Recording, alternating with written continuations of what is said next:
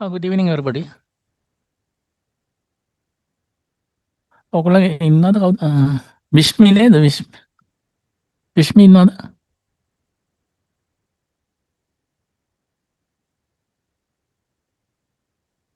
ෂෙහානිනේ. ෂෙහානි විශ්මිද? ෂෙහානි. ඉන්නවා. මේ ඔයාට මේ මම මේ නෝට් එක එවලා තියෙන මේල්.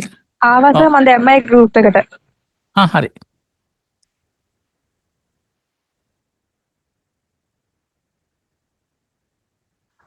ඕගොල්ලන්ගේ අර පේපර් එක හදන්නේ දෙන්නෙක් එක්ක. පේපර් එක කියන්නේ ඔයගොල්ලන්ගේ ප්‍රශ්න පත්‍රයේ තියෙන ප්‍රශ්න 5ක් ලියන්න තියෙනවා. ප්‍රශ්න 2ක් හදනවා. අර මිස් හදනවා. ඒවා මම මෙතන සාකච්ඡා කරන්නේ නැහැ. මම ගන්නපු ටිකේ රිවිෂන් එකක් තමයි මම කරන්නේ. මම පේපර එක හදලා එයාට දුන්නා මගේ ප්‍රශ්න ටික. එයාගේ ටිකක් දාලා හදලා ඉවර වෙලා අර සීනියර් ලෙක්චරර් කෙනෙකුට කියලා මොඩිෆයි කරලා තමයි දාන්නේ. එතකොට එහෙම දානකොට ප්‍රශ්න වෙනස් වීමේ ඉඩකඩක් තියෙනවා. ඉතින් දැන් අර වෙන කෙනෙක් මම මුලදී හදපු ටික තව එක්කෙනෙක් දාලා වෙනස් කරනකොට කොහොමත් එහෙම හැමදාමත් වෙනවා. ඉතින් ඒක චූටි වෙනස්කම් වගේ වෙන්න පුළුවන්. ගොඩක් වෙලාවට මම කරන ටිකෙන් ඔයගලට මම හිතන්නේ උත්තර ලියා ගන්න පුළුවන් වෙයි කියලා මම හිතනවා.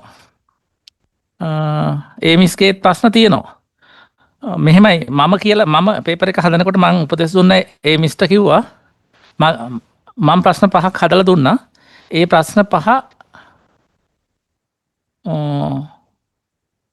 නෑ ප්‍රශ්න 5ක් හදලා දුන්නා. ඒමිස් ප්‍රශ්න 2ක් හදනවා කියලා කිව්වා. එයාට හදලා දාන්න කියලා මම කිව්වා. එතකොට මම එයාගේ ඒමිස්ගේ ප්‍රශ්න 2යි මගේ ප්‍රශ්න 5යි. එතකොට ප්‍රශ්න 7ක් තියෙනවා. 7න් 5ක් ලියන්න කියලා කිව්වේ. මේ 7න් 5ක් ලියන්න දෙන්න කියලා මම උපදෙස් දුන්නා එයාට පේපර් එකට දාන්න කියලා. එයා ෆයිනල් කොපි එක එයා දෙයි. එතකොට ඔයගොල්ලන්ට කැමති ප්‍රශ්න 5කට ලියන්න පුළුවන් උත්තර. මම ප්‍රශ්න 5ක් දාලා තියෙනවා. ඒ කියන්නේ 1 2 3 4 5 කියන ප්‍රශ්න ටික මගේ 6 7 ප්‍රශ්න දෙක ඒමිස්ගේ තමයි මම හිතන්නේ එහෙම තමයි දානවා ඇත්තේ. එහෙම තමයි කලින් තිබුණේ. සමහරලාට මෙයා වෙනස් කරලාද කියලා මට එහෙම කියන්න බෑ ගොඩක් වෙලාවට. මගේ ගාවත් මම දාලා තියෙන කෙටි ප්‍රශ්න ටිකක් පොඩි චූටි විදියට අහලා දාලා තියෙන ටිකක් ඒමිස් දාපු ඒවා පොඩ්ඩක් දිග ප්‍රශ්න මම හිතන්නේ දාලා තියෙන්නේ. මම දැකලා නැහැ පේපර් එක. ඒව දාලා ඉතින් කොහොමවත් මේ ඔයගොල්ලන්ට ප්‍රශ්නයක් කෙනෙක් නැහැ. ඔයගොල්ලන්ට මේ මම සාකච්ඡා කරන ටිකෙන් ඔයගොල්ලන්ට ස්ලයිඩ් මම හිතන්නේ 100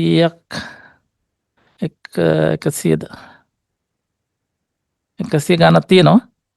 100කට වැඩිය පොඩ්ඩක් වැඩි එන්න. මේක ඔයගොල්ලෝ අද අහගෙන හෙට වෙනකොට ඔක ස්ලයිඩ් 25ට විතර අඩු කරගන්න. මම ගොඩක් අර ටිකක් විස්තර තියෙන ටිකක් තියෙන්නේ. ඔයගොල්ලෝ තේරුම් ගත්තට පස්සේ ඒක බ්‍රීෆ් කරලා ගන්න පුළුවන්. ස්ලයිඩ් 25කට විතර වගේ 25ක් වැඩි මොනොත් 30කට වගේ සමරයිස් කරගන්න පුළුවන් ඒක. ඒක ඔයගොල්ලෝ අද අහගෙන ගිහිල්ලා අද රැටම හරි කමන්නේ හෙට උදේට හරි ඔයගොල්ලෝ මේව කරගන්න. එතකොට පාඩම් කරන ප්‍රමාණය ගොඩක් අඩු වෙනවා. මේකේ තියෙන්නේ මම ඒ කරන ස්ලයිඩ් ටිකේ ටිකක් වැඩිපුර විස්තර ටිකක් තියෙනවා. මොකද එහෙම නැත්තම් මට ඒක කපලා දෙන්නත් බෑ. එතකොට ප්‍රශ්න පත්‍රයේ තියෙන ටික කෙලින්ම දුන්නා වගේ. එහෙම මේ ඔයගොල්ලෝ පොඩ්ඩක් මේ මාන්සිලා ඒකෙන් සමරයිස් කරලා නෝට් එක හදාගන්න. ඩීටේල් තියෙන ඒවා සමරයිස් කරලා ගන්න.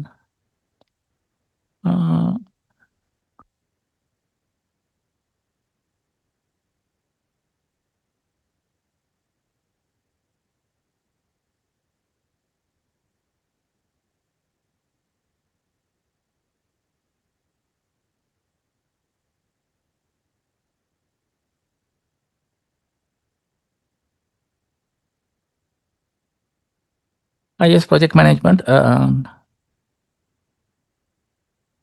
2026 revision එක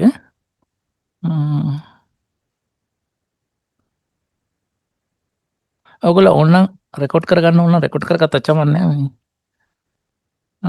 දෙතුන් සැරයක් අහලා හරි කොහොම හරි හොඳට ලියන්න උත්තර ලිව්වට පස්සේ මට මොනවත් කරන්න බෑ.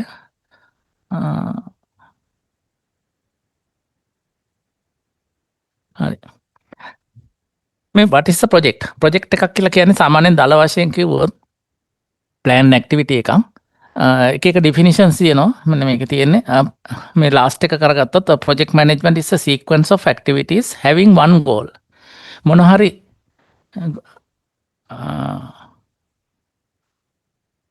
ඉලක්කයක් ළඟා කරගන්න නැත්නම් අරමුණක් ළඟා කරගන්න තමයි ප්‍රොජෙක්ට් එක කරන්නේ ඒකට නියමිත ටයිම් පීරියඩ් එකක් තියෙනවා බජට් එකක් තියෙනවා කස්ටමර් දීලා තියෙනවා ස්පෙસિෆිකේෂන් එක ඒක යන අවශ්‍යතාවය තියෙනවා ඒ අවශ්‍යතාවයට ගැලපෙන විදිහට දීලා තියෙන කාලය තුලින් දීලා තියෙන රිසෝසස් වලින්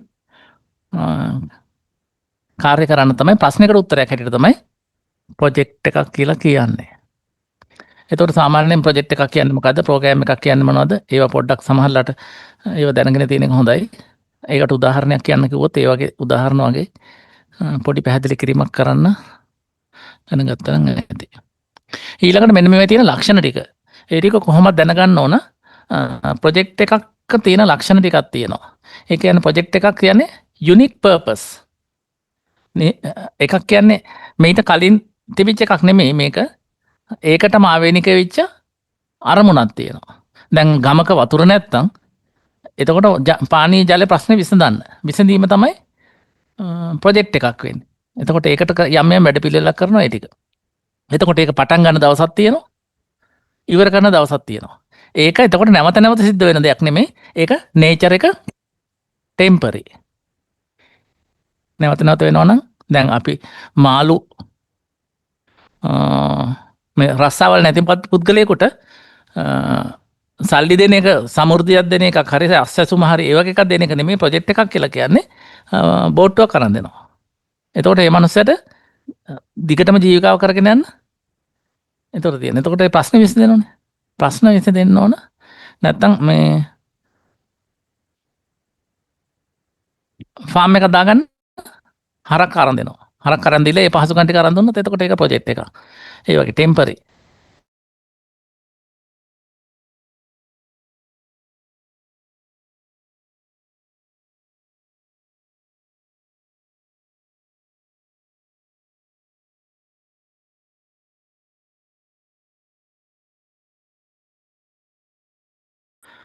මේවා සාමාන්‍යයෙන් කිව්වන් ඔයගොල්ලෝ කලින් පැහැදිලි කරලා තියෙනවා. ඒක නිසා මම විස්තර කරන්නේ නැහැ මේවා. ඊකට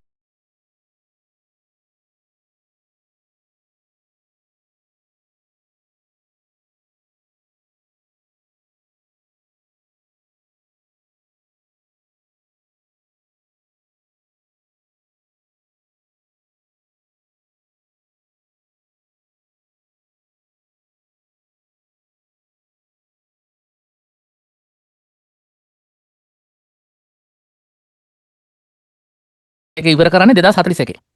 ඒ ටයිම් පීරියඩ් එකක් තියෙනවා. ඒක දැනට ස්ටෙප් කරගෙන යන්නේ ඒවා. ඒ වගේ එකක් ලොකු එකක් හන්දා ඒ වගේ වට කියනවා ප්‍රෝග්‍රෑම් එකක් කියලා. ප්‍රෝග්‍රෑම් එකක් කියනකොට එතකොට කලෙක්ෂන් ඔෆ් ප්‍රොජෙක්ට්ස්. ප්‍රොජෙක්ට් ගොඩක්. පෝර්ට් සිටි කියලා කියන්නේ ලොකු ජයන්ට් ප්‍රොජෙක්ට් එකක්. ඒ ප්‍රොජෙක්ට් එක ඒක ඇතුලේ එතකොට තියෙනවා. දැන් මේ පහුගිය දවස්වල හැදුවා මෙරයින් ඩ්‍රයිව්. බෝට් සර්විස් එකක් හදනවා ටුවරිස්ට්ලට ඒ වගේ ඒකට යාත්‍රාංගනයක් හදනවා. ඊළඟට ඒක ඇතුලේ තව හදනවා නිවාස සංකීර්ණයක් හදනවා. දැන් මේ දවස්වල ඒක පටන් අරන් තියෙනවා. ඊළඟට ඔය එක ಜಾති ඒවා යුනිවර්සිටි හොස්පිටල් එක ඒ වගේ දේවල් හදනවා. ඕක ඇතුලේ. දැන් ඒවා එතකොට තීම් පාක් එකක් හදනවා. ඒ වගේ දේවල්. ඒක ඇතුලේ තියෙන සබ් මේ ප්‍රොජෙක්ට්. ඒ කලෙක්ෂන් එක ගත්තායින් පස්සේ කියන්නේ ප්‍රෝග්‍රෑම් කියන වචනේ තමයි පාවිච්චි කරන්නේ. ඕවා දැන් සාමාන්‍ය නිකන් කතා කරනකොට ප්‍රොජෙක්ට් කියලා තමයි කොහොමද කියන්නේ. මහවැලි ඩෙවලොප්මන්ට් වගේ අය ප්‍රෝග්‍රෑම් කියලා කියන්නේ. ප්‍රොජෙක්ට් එක කියලා කියනවා. ඒ වුණාට හරියට අපි අර කතා කරනකොට ඉගෙන ගන්නකොට අර ඒක තමයි කියන්නේ. එතකොට ඉන්ටර් රිලේටඩ් ඇක්ටිවිටිස් එකක් අනිත් එකට සම්බන්ධයක් තියෙනවා. රිලේටඩ් ඇක්ටිවිටිස් සමූහයක් එකට ගන්නවා. මොකද කොමන් ගෝල් එක ඇචීව් කරගන්න.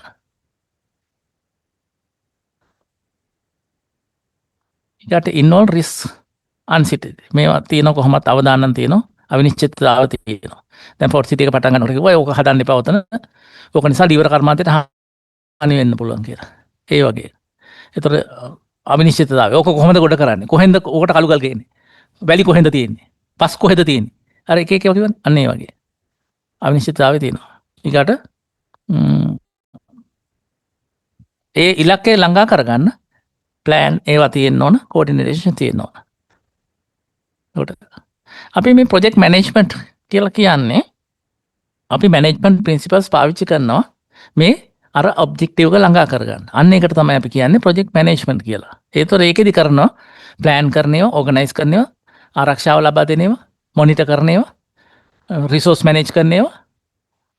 මොනවටද අර ටික කරගෙන ගිහිල්ලා අර කොමන් ඔබ්ජෙක්ටිව් එක ඇචීව් කරගන්න කාර්යක්ෂම හා ඵලදායී ලෙස.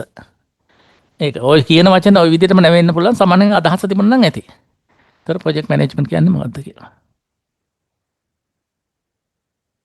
ඊගාට මේ මෙතන තියෙනවා why projects originate කියලා. ඊළඟ ස්ලයිඩ් එක කරන් බැලුවොත් ඒත් ඒකම තමයි තියෙන්නේ. මේ තියෙන්නේ why projects originate කියලා. මම මේ ගොඩක් දාලා තියෙනවා මෙන්න මේ වගේ කරුණු කීපයක් මතක තියෙන මේ දැන් මේකේ මම ස්ලයිඩ් දෙකක් දාලා තියෙනවා. ඔයගොල්ලන්ට එක ස්ලයිඩ් එකක් කපලා දාන්නත් පුළුවන්. ගොඩක් නෙමෙයි කරුණු ටිකක් මතක තියාගත්තා නම් ඇති. මම ඔයගොල්ලන්ට ටිකක් පැහැදිලිව දෙන්න තමයි ඔයගොල්ලන්ට ස්ලයිඩ් එක මම එවන එකේ නම් ඔයගොල්ලන්ට මේ ටික සම්පූර්ණ එවලා ඇති. මට ඔයගොල්ලන්ට පැහැදිලි කරන්න ඕන නිසා තමයි මේ මෙච්චර ප්‍රමාණයක් දාලා තියෙන්නේ. මේ ප්‍රොජෙක්ට් එකක් ඉනිෂියේට් කරන්නේ නැත්තම් ආරම්භ කරන්නේ මොකටද? ප්‍රොජෙක්ට් එක ආරම්භ කරන්නේ මොකටද? ඒක කියන්නේ the response to client request for new products or service. client ගෙන් request එකක් කරනවා මෙන්න මේ අලුතෙන් product එකක්.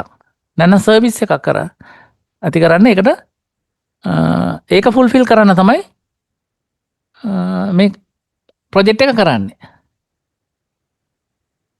දැන් අර කොළඹ ෆෝර්ට් සිටි එකේ පටන් ගන්නවා බිල්ඩින් එක. බිල්ඩින් එක රෙසිඩෙන්ෂල් ඒ ඉල්ලීමක් තියෙනවා නිවාස වලට ඉල්ලුමක් තියෙනවා දැඩුවේ.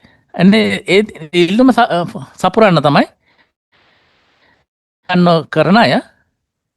එතකොට ඒක ප්‍රොඩක්ට් එකක් හරි සර්විස් එකක් හරි. දැන් සමහරලාට ඉස්සර මිනිස්සු රැවුල කැපුවා දැලිපිහි. එතකොට මූණ කැපෙනවා. අයියෝ මේ මූණ කැපෙන්නේ නැතුව රැවුල කපන්න විදියක් තියෙනවනේ. එහෙම කියලා ඉවරලා ඒ කියනකොට ඒවට තමයි ඔය බිග් රේසර් වගේ ඔය ගිල්ලෙට් රේසර් ඒ වගේ ඒ ප්‍රශ්න විසඳන.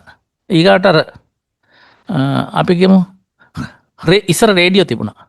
ඊට පස්සේ ටික කලක් යනකොට ඒවා රෙකෝඩ් කරගන්න 2 in 1 දෙකම එකට දාලා තිබුණා. එතකොට කැසට් එක වෙනම තිබුණා අරක වෙනම තිබුණා. ඒ දෙකම එකට දාලා එකට හැදුවලා 2 in 1 ඊළඟට 3 in 1 4 in 1 එහෙම කියලාව දැන් ෆෝන් එකක් ගත්තා ෆෝන් එකේ වෙලා බලන්න ගන්න පුළුවන්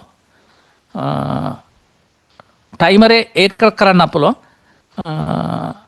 සින්දු අහන්නත් පුළුවන් වීඩියෝ බලන්නත් පුළුවන් ඉන්ටර්නෙට් බලන්නත් පුළුවන් ගොඩක් එක ඒවා. එතකොට මේ ප්‍රොඩක්ට් එක මේව ඔක්කොම එකේ තියෙනවා නම් කියලා. එහෙම පහසුකම්. ඒවා එතකොට ඒ අවශ්‍යතාව සැපිරීම තමයි. එතකොට එහෙම ප්‍රොජෙක්ට් ආරම්භ කරනවා. the response market demand. Market එකේ ඩිමාන්ඩ් එකක් තියෙනවා සමහර දේවල් සම්බන්ධයෙන්. ප්‍රොඩක්ට් සර්විස් එක. ඒතර කස්ටමර් ඩිමාන්ඩ් එකක් තියෙනවා. and response change legislation. නීතිමය අවශ්‍යතාවයන් නිසා. ඊළඟට අවශ්‍යතාව වෙනස් වීම නිසා. ඒව මෙන්න මේ වගේ ඒවා තියෙනවා. අන්නේ නිසා තමයි ප්‍රොජෙක්ට් එක. මේ හැම එකම එතකොට ප්‍රශ්නයක් විසඳන්න තමයි තියෙන්නේ. make use of new technology. අලුතෙන් ටෙක්නොලොජි එක එනවා.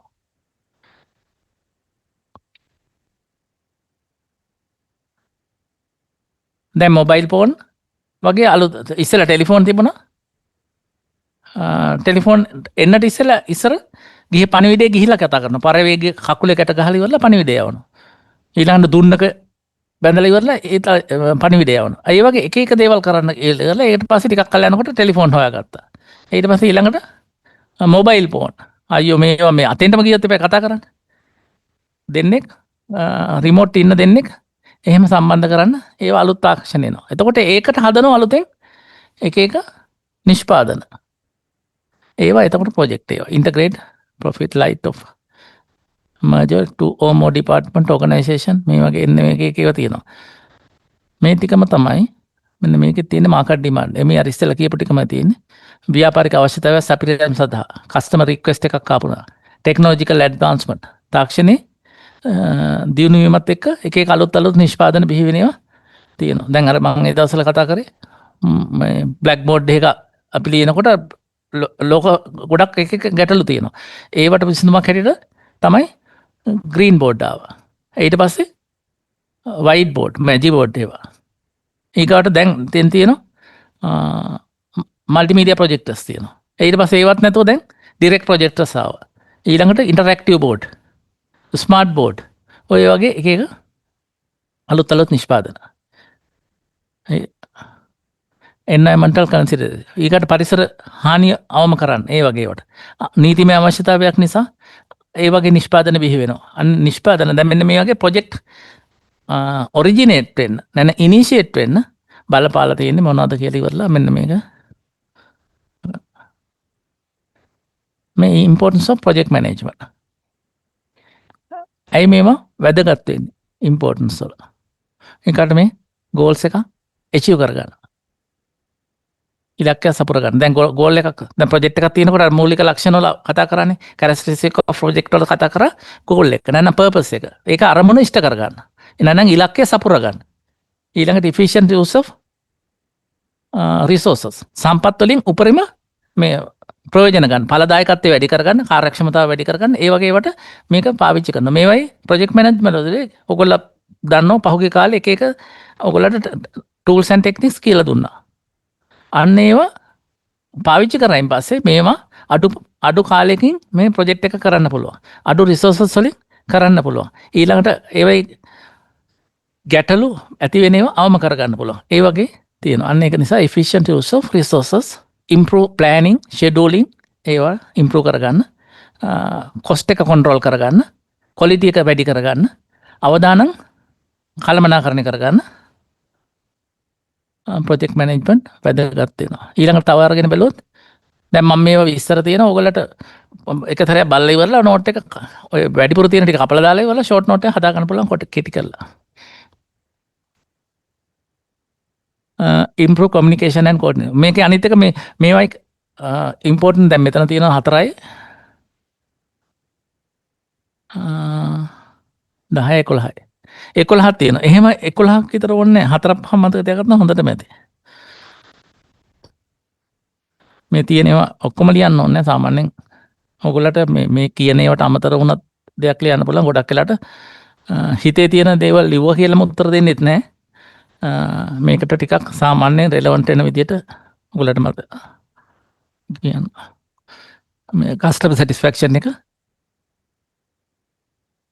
වැඩි. එතකොට decisions up making වලට competitive advantage. අනිත් තරගකාරී ආයතන අභිබව කටයුතු කිරීමේ හැකියාව තියෙනවා. මොකද හැමෝම පාවිච්චි කරන ප්‍රොජෙක්ට් මැනේජ්මන්ට් පාවිච්චි කරන අය, හොඳට පාවිච්චි කරන අය ගේ ප්‍රොජෙක්ට් සාර්ථක වෙනවා ප්‍රොජෙක්ට් මැනේජ්මන්ට් ටෙක්නික්ස් පාවිච්චි කරන්නේ නැති අයට වඩා. key differences found in project management for IT versus other industries. The project management principle, planning, scheduling, budgeting, risk management and stakeholder communication apply across industries. දැන් මේවා අරගත්තයින් පස්සේ සාමාන්‍ය project management වල තියෙන ඒවායි IT project management වල තියෙන ඒවායි ගොඩක් දුරට එක සමානයි. හැබැයි ඒවායි යම් වෙනස්කම් පොඩි තියෙන ඒවා ටිකක් තියෙනවා IT project අනිත් ඒවාට වඩා. මේකේ අරගෙන තියෙනවා ස්ලයිඩ් ගොඩක් තියෙනවා පහළ. ස්ලයිඩ් කීපයක් තියෙනවා. මේකේ අර ඇත්තටම අරන් බැලුවොත් සමරයිස් කරලා ගන්න පුළුවන්. දැන් මෙන්න මේකේ IT ප්‍රොජෙක්ට් වල මේ ස්ලයිඩ් එක ගත්තායින් පස්සේ මේකේ තියෙන්නේ එක කරුණයි තියෙන්නේ. මේකේ පේලි 4යි 5යි 9. පේලි 9ක් තියෙනවා. ඔයගොල්ලෝ මේ ටික පොඩ්ඩක් බලලා තේරුම් ගත්ත ගමන් මේක එක රෝ එකයි මේකේ තියෙන්නේ. requirement change more frequently. මේ IT ප්‍රොජෙක්ට් අරගත්තායින් පස්සේ හැමතිස්සෙම චේන්ජ් වෙනවා. අර අනිත් ඒවා ගැන මොකද මිනිස්සුන්ට එච්චර අදහසක් නැහැ ඒවා ගැන. software එකක් කොහොමද වෙන්න ඕන කියලා ඉවරලා ඇහුවට requirement gather කරාට මුල් කාලේදී ඒ වුණාට ඒ මිනිස්සුන්ට තේරෙන්නේ නැහැ කියන්න. ටිකක් හදලා ඉවරලා prototype එකක් එම හදලා පෙන්නුවට පස්සේ තමයි මිනිස්සුන්ට ඒ අදහස එන්නේ. මුලදී කියන්න තේරෙන. දැන් ගොඩනැගිල්ලක් වගේ ගන්න හදනකොට කියනවා මට මේ කාමර දෙකක් තිබුණා නම් හොඳටම ඇති. එකකුයි කුස්සියකුයි සාලෙකුයි බාත්රූම් එකක තිබුණා නම් හොඳටම ඇති කියලා එහෙම කියන්නේ. දැන් ඒක ඒ වගේ නෙමෙයි software එකක් කියවනම් software එක ගොඩක් සංකීර්ණයි. ඒ කට්ටිය කරගෙන යනකොට කරගෙන යනකොට මෙහෙම තිබුණා නම් හොඳයි මෙහෙම තිබුණා නම් හොඳයි කියලා එක එක චේන්ජස්. ඒ අවශ්‍යතාව නිතර චේන්ජ් වෙනවා ඒක. ප්‍රොජෙක්ට් එක මුලදී පටන් ගන්නකොට ඒක තේදිය නෙමෙයි අග හරියට යනකොට. ඒවා ඉතින් නොකර ඉන්නත් බෑ. ඒ වගේ. අන්න ඒකට අදාළ ඒවා ටික තියෙනවා මෙතන. අනිත් එක තමයි මේවා පේන්නේ නැහැ. ප්‍රොඩක්ට් ඉන්ටැන්ජිබල්. දැන් අනිත් ඒවායි ගොඩනැගිල්ලක් හදනකොට ඒක පේනවා. මේ දැන් මේ ෆවුන්ඩේෂන් දාලා තියෙන්නේ බිත්ති නගගෙන යනවා. මේකේ කාමර මෙච්චරයි. මෙහෙම තියලා ඉවරලා. ඒ පස්සේ කාමර ටිකක් හදාගෙන එනකොට ජනෙල් හරියට යනකොට සමහරලාට මෙතන නම් මේ එළිය මදි පොඩ්ඩක්. එහෙනම් ජනෙල පොඩ්ඩක් ලොකු කරලා දාමු අපි කියලා. ඒක එහෙම වෙනස් කරගන්න පුළුවන්. දැන් මේව පේන්නේ නැහැ. සොෆ්ට්වෙයාර් එකක් හදනකල් සම්පූර්ණ හදලා ඉවරනකල් මොකක්වත් අදහසක් ගන්න බෑ. කොහොමද මේව හදන්නේ අරව මේව කියලා ඉවරලා. ටිකක් පෙන්නුවට පස්සේ ප්‍රොටෝටයිප් මොඩල් එකක් වගේ එකක් පෙන්නුව ගමන් ටිකක් අදහසක් එනවා. ඒකයි මේක තියෙන ප්‍රශ්නේ තමයි මේවා ප්‍රෝග්‍රස් එක උනත් පෙන්වන්න බෑ. දැන් ඔයගොල්ලෝ ප්‍රොජෙක්ට් එකක් කරනවා කියලා කිව්වලා අර වයිවයි ගන්නෙ. වයිව සැරින් සැරේ ගන්නවා. එතකොට එතන වයිව පැනල් එකෙන් ප්‍රශ්න අහලා තමයි ඔයගොල්ලෝගේ ප්‍රෝග්‍රස් එක කොහොමද කියලා බලන්නේ. සාමාන්‍ය කෙනෙකුට එහෙම තේරෙන්නේ නැහැ නේ කොහොමද කරන්නේ කියලා. මොකද්ද කියලා ඉවරලා තේරෙන්නේ නැහැ. ඒක පෙන්වන්න ක්‍රමයක් නැහැ. දැන් හදලා 180ක් හදලා 80 හදලා මොනවද හදලා තියෙන්නේ කියලා අර අපි අර ඩයග්‍රෑම් එකෙම ඉල්ල ගන්නවා. පෙන්වන්නකෝ යූස් කේස් එක පෙන්වන්නකෝ. යූස් කේස් ඩයග්‍රෑම් එක. කන්ටෙක්ස්ට් ඩයග්‍රෑම් එක පෙන්වන්න මොනවද තියෙන ඉන්පුට් තියෙන්නේ මොනවද? මේ ෆන්ක්ෂන්ස් තියෙන්නේ මොනවද කියලා අහනවා අපි. ඒ ඇහුවට පස්සේ ඔයගොල්ලන්ට ඒ අදහසකින්ද හදන්නේ කියලා ඒක තේරෙනවා. වෙන හැම කෙනාටම එහෙම තේරෙන්නේ නැහැ නේ. ඒකයි මේ ප්‍රොජෙක්ට් එක අපිට පෙන්වන්න ක්‍රමයක් නැහැ. ඉන්ටැන්ජිබල්. අපිට ඒක ප්‍රෝග්‍රස් එක බලන්න ක්‍රමයක් නැහැ. අන්න ඒවා අර අනිත් ප්‍රොජෙක්ට් වලින් මේ ප්‍රොජෙක්ට් එක වෙනස් වෙනවා. ඕකේ එතකොට එක කරුණයි තියෙන්නේ. මේක ඊළඟට ටෙක්නොලොජි චේන්ජස් රැපිඩ්ලි. මම අර කලිනුත් කියලා තියෙන ඔයගොල්ලන්ට සමහරලාට අපි කම්පියුටර් නෙට්වර්ක් එකක් කරගෙන යනවා. දාලි වල නෙට්වර්ක් එකක් දාලා කරනවා. ඊට පස්සේ කියනවා දැන් නෙට්වර්ක් ওই විදිහට ඕනේ නැහැනේ වයර් අදින්න ඕනේ නැහැනේ. දැන් තියෙන වයර්ලස් එක Wi-Fi ඒව තියෙනවා. ඒ වගේ කියනවා. එහෙම කිව්ව ගමන් ඒ වගේ. දැන් සමහරලාට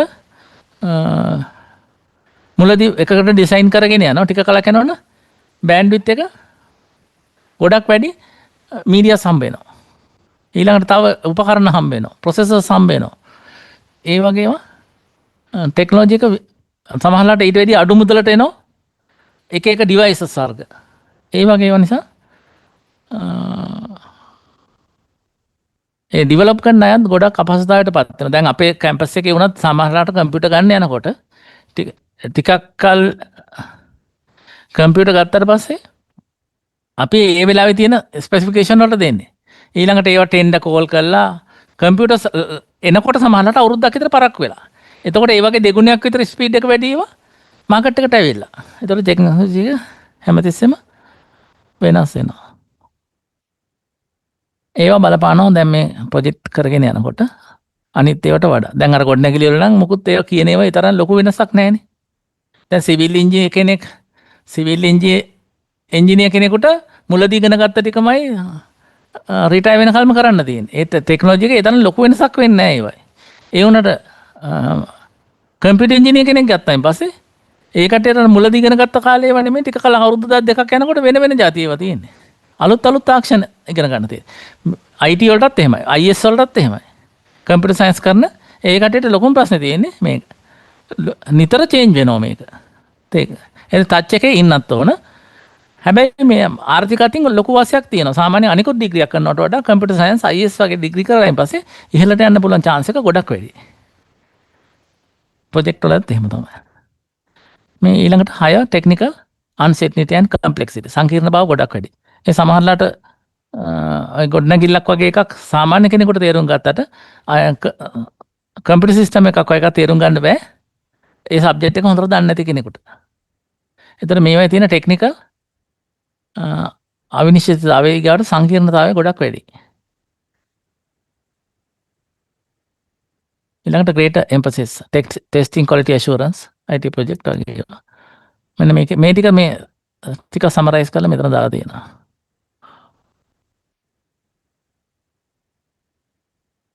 මෙතන තියෙන්නේ මෙන්න මේක කම්පැරිසන් එකක් තියෙනවා මෙන්න මේ වගේ. මේ tangible මේවා software project කියන ඒවා intangible අතට අහුවෙන්නේ නැහැ ඒවා පේන්නේ නැහැ. මේවා tangible අපිට ගොඩනැගිල්ල හදනකොට ගොඩනැගිල්ල පේන්න තියෙනවා. මේ ඒකේ product එක not clearly defined. හරියට ඒක කියන්න බෑ. මේක අනිත් එක clearly defined. මේ කාමරේ හදන එක මේ කාමරේ 10 12 කාමරයක් හදන්නේ. අඩි 10 12 කාමරයක් තියෙන. උස සීලිමේ height එක මෙච්චරයි. ඒවා හරියට තියෙනවා. දැන් මේ software project වල ඔය වගේ හරියට ස්පෙસિෆිකේෂන් කියලා જાතියක් එහෙම නැහැ. අපිට කම්පියුටරයක් වගේ ගන්නවා නම් ඒක කියන්න පුළුවන්. ඒවා වුණත් අර එක එක තාක්ෂණයත් එක්ක ඒවා වෙනස් වෙනවා කාලයත් එක්ක. fixed production plan. මෙන්න මේ ටික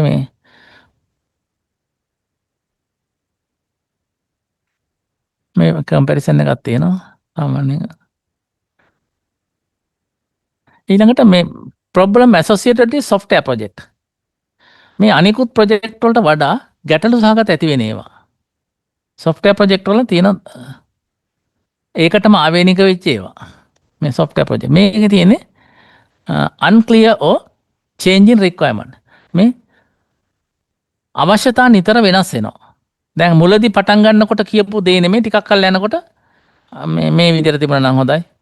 ඊකට හිටපු ගමන් software එක හදාගෙන යනකොට සමහරවිට මෙනු එක අනේ මෙහෙම නැතුව අර විදිහට මෙනුස් දැම්ම නම් හොඳයි. ඊළඟට කියනවා මේ ස්ක්‍රීන් එකේ appearance එක මේ අනේ රතු පාට නම් දාන්න එපා. ඔය මස් කඩ වගේ ඔය පාටවල දාන්න එපා. මේ අකුරු දානකොට මෙහෙම කලර් එකක් දාන්න. තව කෙනෙක් තව එකක් ඇවිල්ලා කියනවා. එහෙම ඒ ගියා. ඒ වගේ රික්වයර්මන්ට් නිතර චේන්ජ් වෙනවා. මේකට අදාළ මේ උපකොටස් එහෙම දාලා තියෙන ටික. මේ ඔයගලට අර පැහැදිලි කරලා තියෙනවා කලින්.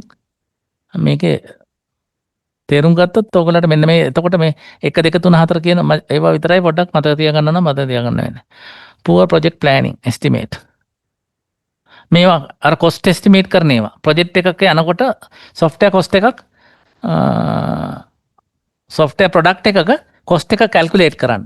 ඒකට මම ඔයගලට cost estimation method කීපයක් කියලා දුන්නා. දැන් එතන අපි තියෙන algorithm එකෙන් cost modeling, COCOMO model එක. ඊළඟට එක්ස්පර්ට් කෙනෙක්ගේ ජජ්මන්ට් එක ගන්න පුළුවන් කියලා. එහෙම එක එක විදිහේ ඒවා තියෙනවා. ඒත් ඉතින් හරියට අපිට කියන්න බෑ මේකට යන කොස්ට් එක කොච්චරද කියලා. ගොඩක් වෙලාවට දල වශයෙන් තමයි අපි කැල්කියුලේට් කරන්නේ. ඒ වුණාට ගොඩනැගිල්ලක් හදනකොට අපිට ඔක ඒවා ලේසියෙන්ම කැල්කියුලේට් කරගන්න පුළුවන් කොච්චර බජට් එකක් යනවද කියලා. ඒ වගේ. ඊළඟට communication issues. මේවා කොමියුනිකේට් කරනකොට එක එක පුද්ගලයෝ එක කොමියුනිකේට් කරනකොට දැන් සමහරලාට IT අය කතා කරන්නේ ඒ කට්ටියක ජාගන් පාවිච්චි කරලා ඒ කට්ටිය කතා කරනවා. එතකොට අනිත් අයට තේරෙන්නේ නැහැ. ඒ වගේ ඒවා. හරි සමහර කට්ටිය අහුම්කම් දෙන්නේ නැහැ. ඒ වගේ ගැටලු තත්ත්වයක් තියෙනවා මේවයි රික්වයර්මන්ට් අයිඩෙන්ටිෆයි කරගන්නකොට. ඊළඟට කෝඩිනේට් කරන ඒවා. ක්ලයන්ට්ලත් එක්ක මේ කොමියුනිකේෂන් බැරියර්ස් ඔයගොල්ලන්ට ඒවා කරලා තියෙනවා. ඊළඟට ටෙක්නිකල් කම්ප්ලෙක්සිටි එක සංකීර්ණතාවය. සමහර software එකක් අරගෙන ඩෙවලොප් කරනවා අපි software එක මීට කලින් දැකලම නැහැ. ටීම් එකට අහු වෙනවා ඒ වගේ ඒවා. software programmersලට සමහර ඒවා තියෙනවා ඒ field ඒ software එක ටිකක් පාවිච්චි කරපුවා ඉන්නවා. සමහර අය හොඳට ෆැමිලි අය ඉන්නවා. මම COCOMO model කරනකොටත් ඒක කිව්වා intermediate COCOMO model වලදී ඒකේ අර කම්ප්ලෙක්සිටි එක ඒවා වැඩි ඒවා එහෙම කොහොමද ඒවයි අර ඩ්‍රයිවර්ස් සලකලා බලන්න කියලා. රිසෝස් කන්ස්ට්‍රේන්ට් ක්වොලිටි ප්‍රශ්න ඊළඟට රිස්ක් මැනේජ්මන්ට් ඒ වගේ ගැටලු මේ software project වලටම ආවේනික වෙච්ච ගැටලු තියෙනවා. අන්න ඒවා තමයි එතකොට මේ problem associated with software project කියලා කියන්නේ.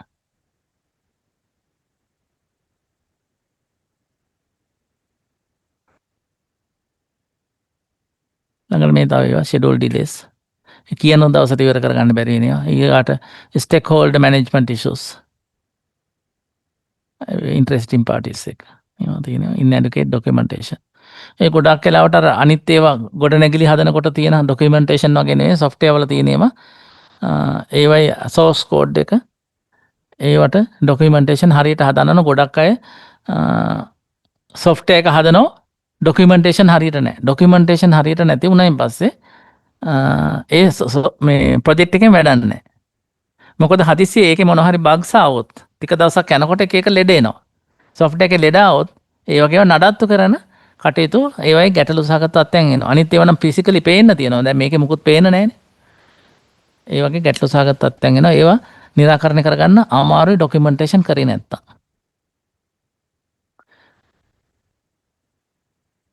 ඊකට නඩත්තු ගැටලු ඇති වෙන්න පුළුවන්. ආරක්ෂාව හැක් කරන්න පුළුවන්. ඒ වගේ මෙන්න මේක අරගෙන බලුවා සමරි අරගෙන බලුවා දැන් මෙතන ඔයගොල්ලෝ සයිට් 3ක් විතර වගේ තිබුණා. මේක අරගෙන බලුවත් ඇත්තටම 3ක් 4ක් විතර වගේ. මෙන්න මේ ටික විතරයි තියෙන්නේ. මේ සමරියට කියපු කොටස තමයි ඒකේ තියෙන්නේ. මේකෙත් ඔක්කොම කොටස් ටික ඕනේ නැහැ. ටික සාමාන්‍යයෙන් කීපයක් මතක තියාගත්තා නම් උත්තරයකට ප්‍රමාණවත්. මේ unclear requirement, poor planning, communication gap, technical complexity, resource limitation. අන්න ඒ වගේ සාමාන්‍ය ඔයගේ කරුණු කීපයක් චූටි විස්තරයක් එක්ක ලියන්න තියෙනවා. ඊළඟට දෙන project feasibility study කියලා. project feasibility study is a systematic assessment. අපි feasibility එකක් කියන්නේ සාමාන්‍යයෙන් නිකන් අරගෙන බැලුවොත් project වල හැමතිස්සෙම project එකක් කරනකොට අපි feasibility study එකක් කරනවා. ඒ feasibility study එකක් කරන්නේ ඒ project එක කරාට පස්සේ ඒකෙන් නෑ ඒක ඒ ප්‍රොජෙක්ට් එක කරගෙන යෑම තවදුරටත් වර්ඩ්ද කියලා බලන්න තමයි feasibility එකක් කරන්නේ. feasible ඒ කරන එක තවදුරටත් මේ feasible ද කියලා බලන්න තමයි කරන්නේ. දැන් සමහරලාට ප්‍රොජෙක්ට් එකක් පටන් ගන්නවා ඒ ප්‍රොජෙක්ට් එකෙන් ගත කරාට පස්සේ ඒ ප්‍රොජෙක්ට් එක අසාර්ථක වෙනවා. ඒක කල්ැතුව දැනගත්තොත් ප්‍රොජෙක්ට් එක නොකර ඉන්න පුළුවන්. දැන් ඔයාලා සමහරලාට කියන සමහර ප්‍රොජෙක්ට් කරාට පස්සේ කියනවා මම මේ මගේ ස්ලයිඩ් වගේක් තිබුණා ඒක මම අයින් කරා. ඔයගලට මම පෙන්නනකොට මේක තියෙනවද දන්නේ නැහැ. ඔයගලට යවන ටිකේ නම් මම ඒ ස්ලයිඩ් ටික අයින් කරා. අපි කියන්නේ සුදුවලියෙක් කියලා. ප්‍රොජෙක්ට් වල කියන එක තමයි සුදුවලියෙක්. මේක මේ මොනවද? හම්බන්තොට හාබර් එක සුදුවලියෙක් කියලා කිව්වා. ඒක ප්‍රොජෙක්ට් එක කරන එක වැඩක් නැහැ කියලා. ඒ වුණාට දැන් ඊට පස්සේ එකක තියෙනවා අර කන්ටේනර් එන ප්‍රමාණය 100%178කින් වැඩි වෙලා තියෙනවා කියලා. මම මේ පෙරේද මේකෙම තියෙනවා දන්නේ නැත් හරි. දැන් මම ඒ හරි අහුණු පෙන්නන්නම්. මම මේ ස්ලයිඩ් ටික කීපයක් අරගෙන ඉවරලා ඒක පෙන්නලා වැඩක් නැහැ. මේ විභාගයට අදාළ නැහැ මේක දැන්. මම මේක පැහැදිලි කරන්න මම කියන්නේ. එතකොට අර සුදුවලියෙක් කියලා කියනවා. එහෙම කිව්වට හැබැයි පස්සේ වෙනකොට ඒක වෙනස් වෙලා. ඒක කට්ටියම කියලා තියෙනවා. ඒ කියපු අයම ආපහු කියනවා මේ දැන් කන්ටේනර් ගේන ප්‍රමාණය මෙච්චර වැඩිලා තියෙනවා. වාහන ගේන ප්‍රමාණය මෙච්චර වෙලා තියෙනවා. ලෝටස් ටවර් එක සුදුවලියේ. ඒකට වීදම් කරපු එක වැඩක් නැහැ කියලා. හැබැයි ලෝටස් ටවර් එකේ පහුගිය කාලේ මිලියන් ගණන් ලොකු ලාභ තියෙනවා. ලොකු ලාභ තියෙනවා. ඉස්සෙල්ලා කියපු කට්ටියම ආපහු එහෙම වෙනස් වෙනවා. දැන් අර ඒ වගේ එතකොට මේවා ප්‍රොජෙක්ට් එක කරපු අය feasibility study කරලා තමයි කරලා තියෙන්නේ. දැන් අර අනිත් එක අරගෙන බලද්ද LRT ප්‍රොජෙක්ට් එක light railway ප්‍රොජෙක්ට් එක ඒක feasibility study එක කරලා ඉවරලා ප්‍රොජෙක්ට් එක නතර කරා. ඇත්තටම feasibility එක study එක කරලා feasibility study එක pass. ඒකට ඩොලර් ඒ ප්‍රොජෙක්ට් එක නවත්තපු එකෙන් ඩොලර් බිලියන් 6ක් පාඩුයි කියලා කියනවා. ඉතින් අර feasibility study එක කියලා කියන්නේ ලොකු මුදලක් වියදම් කරලා කරන එක. එතකොට ඒක ප්‍රොජෙක්ට් එකේ සාර්ථකද අසාර්ථක වේද කියලා ඉවරලා කල්ැතුව බලන එකක් තමයි මේ feasibility study එක. ඒක එක එක feasibility තියෙනවා. economic ආර්ථික වශයෙන් හැකියාවක් තියෙනවා මේ ප්‍රොජෙක්ට් එක කරන්න. ඊළඟට අපි මොන හරි බාණ්ඩ එකකට කරොත් මාකට් feasibility එකක් තියෙනවද? අපි බාණ්ඩේ හැදුවොත් ඒක ගන්න මිනිස්සු ඉන්නවද? ඒක කල්ැතුව සර්ව් එකක් කරලා බලනවා ඒක. එතකොට ඒ වගේ feasibility එකක් කරනවා. ඊළඟට සමහර දේවල් කරන්න ගන්නකොට තාක්ෂණිකව කරන්න බෑ. ටෙක්නිකල් feasibility එක එහෙම කරලා බලන්න. අන්න ඒ වගේ එක එක areas වලට feasibility එක කරනවා. මෙන්න මෙතකොට මේ feasibility study එකක් කරන එකේ අරමුණු assess project viability, decision making ඒවට support කරනවා. මේ අවදානමක් ඊළඟට challenges තියෙන ඒවා බලන්න පුළුවන්. cost එක බලන්න පුළුවන්, benefit එක බලන්න පුළුවන්. ඉවලුවේට් රිසෝස් රික්වයර්මන්ට් කොච්චර ඕන වෙනවද මේක ප්‍රොජෙක්ට් එක කරගෙන යන්න කොච්චර සම්පත් කොච්චර ඕන වෙනවද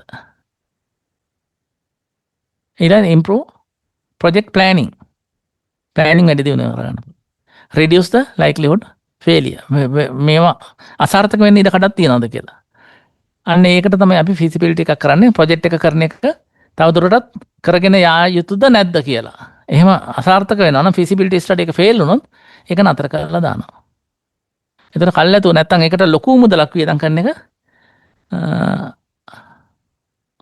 නතර කරගන්න පුළුවන් මේ තියෙන මෙන්න මේ වගේ සාමාන්‍ය feasibility computer project වල නම් මෙන්න මේ වගේ තුනක් හතරක් තමයි කරන්නේ technical feasibility එක බලනවා economic feasibility එක බලනවා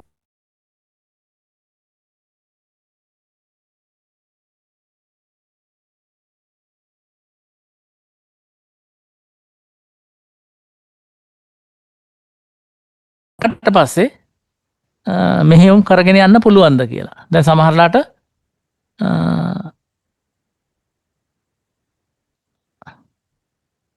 තාක්ෂණික වශයෙන් සමහර දේවල් කරන්න බැරි වෙනවා. සමහර ඒවා ආර්ථිකම වශයෙන් සල්ලි නැහැ. ප්‍රොජෙක්ට් එක කරන්න ලොකුවට කියනවා. දැන් සමහරලාට ජපානයේ තියෙන වගේ රේල්වේ සිස්ටම් එක මෙහි හදන්න. එහෙම සමහරලාට ඒ වගේ හදන්න මෙහි බෑ. ඊළඟට ඒව අරගෙන ඉවරලා සමහර දේවල් කරන්න ගිහිල්ලා ඒවට ප්‍රොජෙක්ට් එක කරාට පස්සේ ක්‍රියාත්මක කරගෙන යන්න බෑ. ඔපරේෂනලි ෆීසිබල් නෑ. අන්න ඒ වගේ.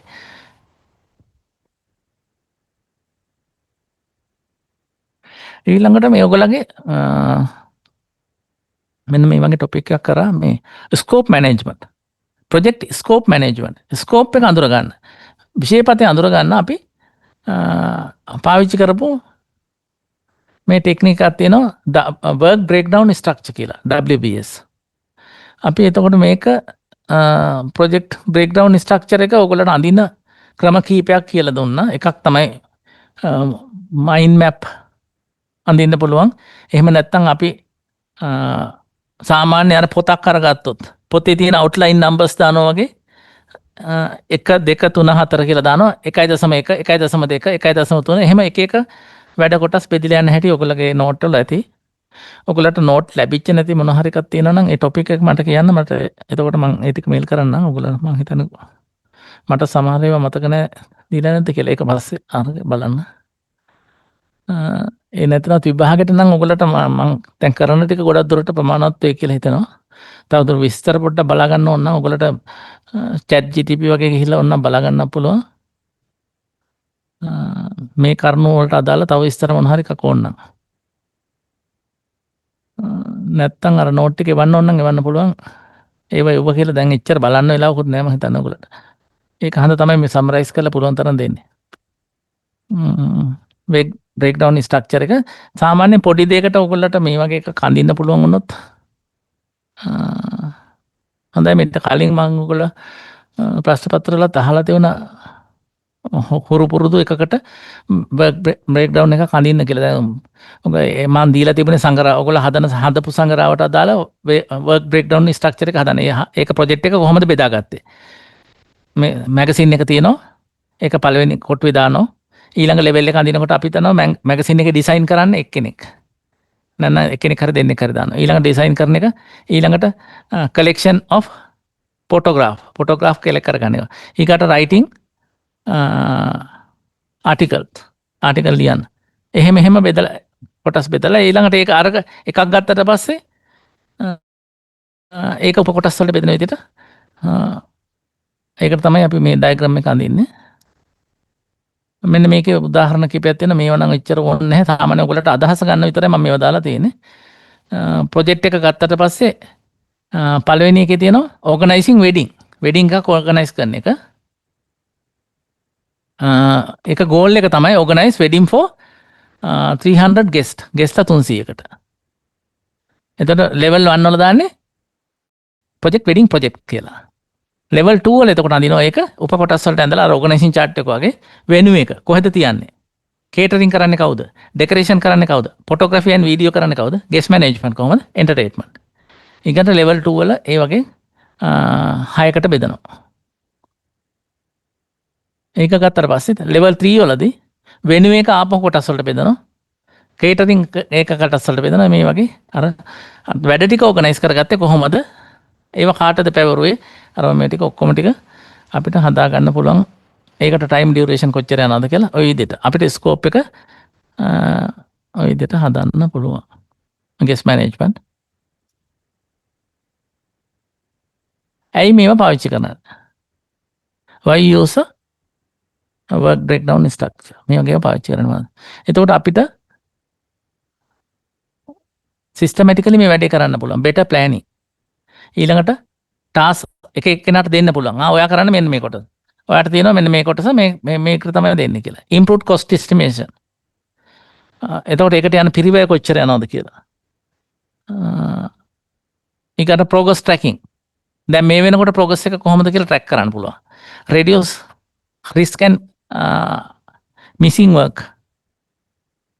මගහැරිච්ච වැඩ කවුද තියෙන්නේ? මෙන්න මේ වැඩේ කවුද කළා? දැන් මේකේ progress එකක් නැද්ද? ඒව බලන්න පුළුවන්.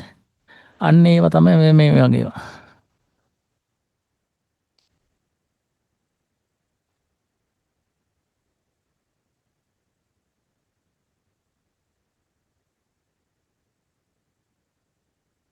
ඊළඟට මෙන්න මේ වගේ එකක් ඕගොල්ලන්ට මම හිතා දෙවෙනි ස්ලයිඩ් දෙවෙනි පාඩමේ වගේ කරා මම ඕගොල්ලන්ට ප්‍රොජෙක්ට් ප්ලෑනින් ප්‍රොසෙස් ප්‍රොජෙක්ට් එක ප්ලෑන් කරනකොට කොහොමද ඒක තියෙන්නේ කියලා ඉවරලා මේක ඩිෆයින් මේක එක පේලියයි තියෙන්නේ මෙන්න මේක define project objective and scope ඊළඟට මේක ඩෙවලොප් බෑග්ග්‍රවුන්ඩ් ස්ට්‍රක්චර් එතකොට අර අපි මේක ප්‍රොජෙක්ට් එකේ ඔබ්ජෙක්ටිව්ස් ටික සිලෙක්ට් කරාට පස්සේ ඒ ටික සිලෙක්ට් කරගත්තාම ඊට පස්සේ බ්‍රේක්ඩවුන් ස්ට්‍රක්චර් එකක් අඳ ගන්න ඕන. එතකොට වැඩ ටික කොහොමද බෙදලා යන්නේ කියලා ඉවරලා. ඒ කියන්නේ breakdown structure divide the project into smaller manageable tasks. අපි ඒක graphically තමයි අරක පෙන්වන්නේ අර විදියට. නැත්නම් tabular විදියට අඳින්නත් පුළුවන්. mind map එකක් විදියට අඳ ගන්නත් පුළුවන්. ඒක එතකොට මේ breakdown එක අඳ ගන්නවා. define කරගන්න objectives ඊකට breakdown එක අඳ ගන්නවා. ඊළඟට estimate කරගන්නවා resource කොච්චර යනවද cost එක කොච්චර යනවද කියලා. මේක. එතකොට මේකේ තිබුණට එක පේලියයි තියෙන්නේ. create project schedule එක. time එක කොහොමද කියලා තීරණය කරගන්නවා. දැන් ඔයගොල්ලෝ මේකක් හදනකොට ඔයගොල්ලෝ project එකක් කරනකොට Gantt chart එකක් හදින්න. පළවෙනි වැඩේට activity එකට කොච්චර යනවද? identify the title එක identify කරගන්නවා. ඊළඟට literature review කරගන්නවා. අර එහෙම කියලා අඳින්න එක අන්න ඒ වගේ ටාස්ක් ටිකක් නෙමෙයි මෙතන තියෙන්නේ. create project schedule අපිට මේවට කොහොමද කරන්න කියලා මේ network chart එකක් වගේ අඳ ගන්න පුළුවන්. schedule එක duration එක කොච්චර යනවද? සමහර ඒවා parallel කරන්න පුළුවන් දේවල් තියෙනවා. සමහර ඒවා එකක් කරලා ඉවරනාට පස්සේ තමයි අනිත් එක කරන්න පුළුවන්. ඊළඟට අවදානම් ප්ලෑන් කරගන්නකොට ප්‍රොජෙක්ට් එකක් තව බලන්න ඕන එක තමයි risk identification and analysis. වෙන්න පුළුවන් අවදානම් මොකද්ද? අපි මේක තියෙන ස්මූත්ලි දුවනවද? හදිස්සියේ කරන්ට් එක නැති වෙයිද? මේ ප්‍රොජෙක්ට් මැනේජර් සමහරලාට නැති වුණොත් කවුද දාගන්නේ? අර දැන් ක්‍රිකට් මැච් එකක් වුණත් මේව කරනකොට ගහනකොට කියන්නේ හදිස්සියේ කැප්ටන් සික්. එතකොට ඒ වෙනුවට කවුද දාන්නේ? ඊගාට කීපර් නැහැ. එහෙම වුණොත් මොකද කරන්නේ? මේ බැස්සොත් මොකද කරන්නේ? විකල්ප ග්‍රවුන්ඩ් එකක් මොකද කරන්නේ? ඒ වගේ එකක් හරි. ඕල්ටර්නේටිව් අරවා මේ ඒව සලකලා බලන්නේ. ඊළඟට ප්ලෑන් කොමියුනිකේෂන්. මේකට ඉන්ටරෙස්ටිං පාටිස් කවුද ඉන්නේ? ස්ටේක් හෝල්ඩර්ස්ලා ඉන්නේ කවුද? ඒ කට්ටිය මැනේජ් කරගන්නේ කොහොමද? මේ කට්ටියට ඔක්කොටම දැනුම් දෙන්න ඕන. සමහර දේවල් දැනුම් දෙන්න ඕන නැති කට්ටියක් ඉන්නවා. ඒ කට්ටිය ඩිස්කස් ඉන්වෝල් කරගත්තේ නැත්නම් මේ ප්‍රොජෙක්ට් එකට අපිට කිව්වේ නෑ ඕවා. අපි දන්නේ නෑ. අපෙන් අහන්න නැතුව එහෙම කරන්න පුළුවන්ද? ඒ වගේ තියෙන. අපි මේ වගේ ප්ලෑන් කරනකොට තව බලන්න. ඊළඟට ක්වොලිටි. ඒකට ටික අවශ්‍යතාවයට අනුව තියෙනවද කියලා. ඩෙවලොප් ප්‍රොජෙක්ට් මැනේජ්මන්ට් ප්ලෑන් එක. මේ ප්‍රොජෙක්ට් මැනේජ්මන්ට් ප්ලෑන් එක කියලා කියන්නේ සමස්ත ප්ලෑන් එක. එතකොට ඒකේ තියෙන්න පුළුවන් ස්කෝප් එක කොහොමද ප්ලෑන් කරගත්තේ? අර මං කිව්වේ අර WBS වගේ වන්දකලා ෂෙඩියුල් එක. එක එක වැඩ කටයුතු කොහොමද වෙන්නේ කියලා. ගාන් චාට් වගේ වැඳගෙන ඉවරලා අපි බලනවා. ඊකට කොස්ට් මැනේජ්මන්ට් කොහොමද? කොස්ට් එක කොහොමද ගාල? ඊකට රිසෝසස් ඕන වෙන ඒවා ප්ලෑන් කරගන්න ඕන. අවදානම් වෙන ඒවා ප්ලෑන් කරගන්න ඕන. ඒකටත් එක්ක කොමියුනිකේට් කරන්නේ කොහොමද කියලා ප්ලෑන් කරගන්න ඕන. ක්වොලිටි ප්ලෑන් කරගන්න ඕන. මේවා තමයි ප්‍රොජෙක්ට් මැනේජ්මන්ට් ප්ලෑන් එක. ඊකට ඇප්‍රූවල් එක ගන්න ඕන. Review and approval. දැන් එතකොට මේකේ තියෙනවා දැන් මම ස්ටෙප් 9ක් කිව්වා. ඔයගොල්ලන්ට කලින් දීපු නෝට් වලත් ඇති මේවා. එතකොට මේ ඔය පොයින්ට් 9 තමයි මතක තියාගන්න ඕන. එතකොට මේකේ මේ ස්ලයිඩ් 4ක් 5 තිබුණාට ඇත්තටම එක ස්ලයිඩ් එකකට ගන්න පුළුවන් ඔය ටික. මම මේ ඔයගොල්ලන්ට අර වැඩි විස්තරයක් තියෙන්න ඕන නිසා මේක එහෙම දාලා තියෙන්නේ. ඔයගොල්ලෝ පොඩ්ඩක් බලලා ඉවරලා මේ මතක මේ තේරුම් ගත්තට පස්සේ කපලා නැත්නම් කෙටි පොඩි හාෆ් චීට් කීපයකට ගන්න පුළුවන් මේ තියෙන නෝට් ටික.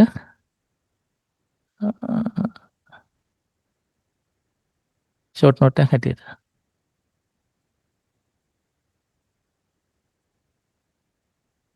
ප්‍රොජෙක්ට් ප්ලෑනින් ප්‍රොසෙස් ඉම්පෝර්ටන්ස් මේකේ තියෙන වැදගත්කම අපිට මේක ප්ලෑන් කරගන්න පුළුවන්. එතකොට අපි කරන්නේ මොකද්ද කියලා හරියට ඩිරෙක්ෂන් එකක් තියෙනවා, ඔබ්ජෙක්ටිව්ස් ටික තියෙනවා. ඊකට රිසෝසස් ඉම්ප්‍රූව් කරගන්න පුළුවන්. අවදානම අඩු කරගන්න පුළුවන්, අවිනිශ්චිතතාව අඩු කරගන්න පුළුවන්. කොමියුනිකේෂන් එක කෝඩිනේට් කරගන්න පුළුවන්. කොස්ට් එක කන්ට්‍රෝල් කරගන්න පුළුවන්.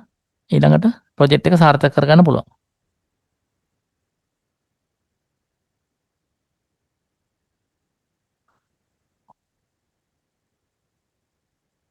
මේක සමරිය තියෙන්නේ. ඊළඟට ප්‍රොජෙක්ට් ලයිෆ් සයිකල් එක කියලා ඔයගොල්ලන්ට කරා. ප්‍රොජෙක්ට් එක ඕනම ප්‍රොජෙක්ට් එකක් ගත්තට පස්සේ ඒකේ අවදීන් නැත්නම් පේසස් 5ක් තියෙනවා. ප්‍රොජෙක්ට් එක ආරම්භයේ සිට අවසානයේ දක්වා අපිට අවදීන් 5කට බෙදලා තියෙනවා. ඒක තමයි ප්‍රොජෙක්ට් ලයිෆ් සයිකල් එක කියලා කියන්නේ. මේ project life cycle is the sequence of phases project passes through from beginning to its completion. ආරම්භයේ ඉඳලා අවසාන වෙනකල් තියෙන අවදීන් 5.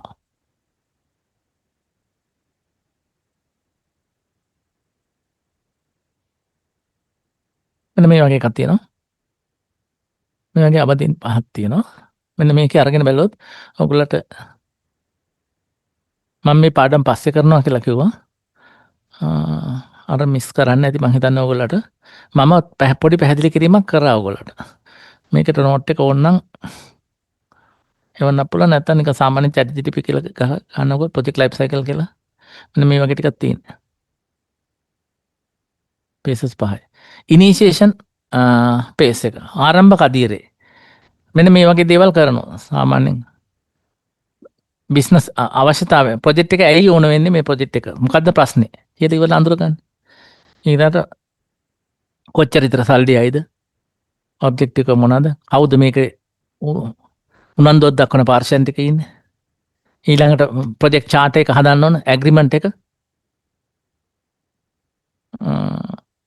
හදන්න ඕන, ඔබ්ටේනින් ඒ සඳහා අවසර අරගන්න. ඒ වගේ දේවල් කරන්න ඕන. මේ තියෙන අවුට්පුට් එක ප්‍රොජෙක්ට් chart එක හදන එක, preliminary scope statement එක, ඒකේ විෂයපත්‍ය මොකක්ද කියලා අඳුර ගන්න ඕන. දැන් ඔයගොල්ලෝ ප්‍රොජෙක්ට් එකක් කරනකොට employee attendance system. එතකොට employee ආයතනයේ ඉන්න සේවකයන්ගේ පැමිණීම සටහන් කරගැනීමේ පද්ධතියක් හදන්න. ප්‍රෝග්‍රෑම් එකක් එතකොට හදනවා. අන්න එතකොට ඒක තමයි ස්කෝප් එකට අයිති වෙන්නේ. මෙන්න මේ ආයතනයේ ඉන්න සේවකයෝ මෙච්චර 500ක්. අන්නේ සේවකයෝ 500කගේ පැමිණීම සටහන් කරන්න ඒකට තමයි. ඊකට ස්ටේක් හෝල්ඩර් රෙජිස්ටර්. ඒකේ ඉන්න අය කවුද කියලා ඉවරලා දානවා. මෙන්න මේ වගේ එකක් අවුට්පුට් එක ගන්න. එතකොට මේ කරන්නේ ඉනිෂියේෂන් පේස් එක. ඒ පේස් එකේදී. ඊළඟ පේස් එක අරගෙන බලුවොත් ප්ලෑනින්. ප්ලෑනින් එකේ කරන්නේ මොකද්ද? ස්කෝප් එක මොකද්ද කියලා බලනවා. බ්‍රේක් ඩවුන් ස්ට්‍රක්චර් එක ඇඳ ගන්නවා. ඒක උපකොටස් වලට බෙදලා යන්නේ කොහොමද කියලා මම දැන් පැහැදිලි කරපු ටික. ඒක කොච්චර කාලයක් යයිද? කොස්ට් එක කොච්චර යයිද? ඒවා ටික බලන ඒවා මේ ප්ලෑනින් පේස් එකේදී. එතකොට මේවයිදී හදනවා අපි ප්‍රොජෙක්ට් මැනේජ්මන්ට් ප්ලෑන් එක, ෂෙඩියුල්, බජට්, එස්ටිමේට්, රිස්ක් මොනවද? Risk plan, resource plan, communication plan. අන්න ඒවා ප්ලෑනින් ඒවා ටික අර නොලෙජ් ඒරියස් 10ටම ඒ වගේ ඒවා හදනවා.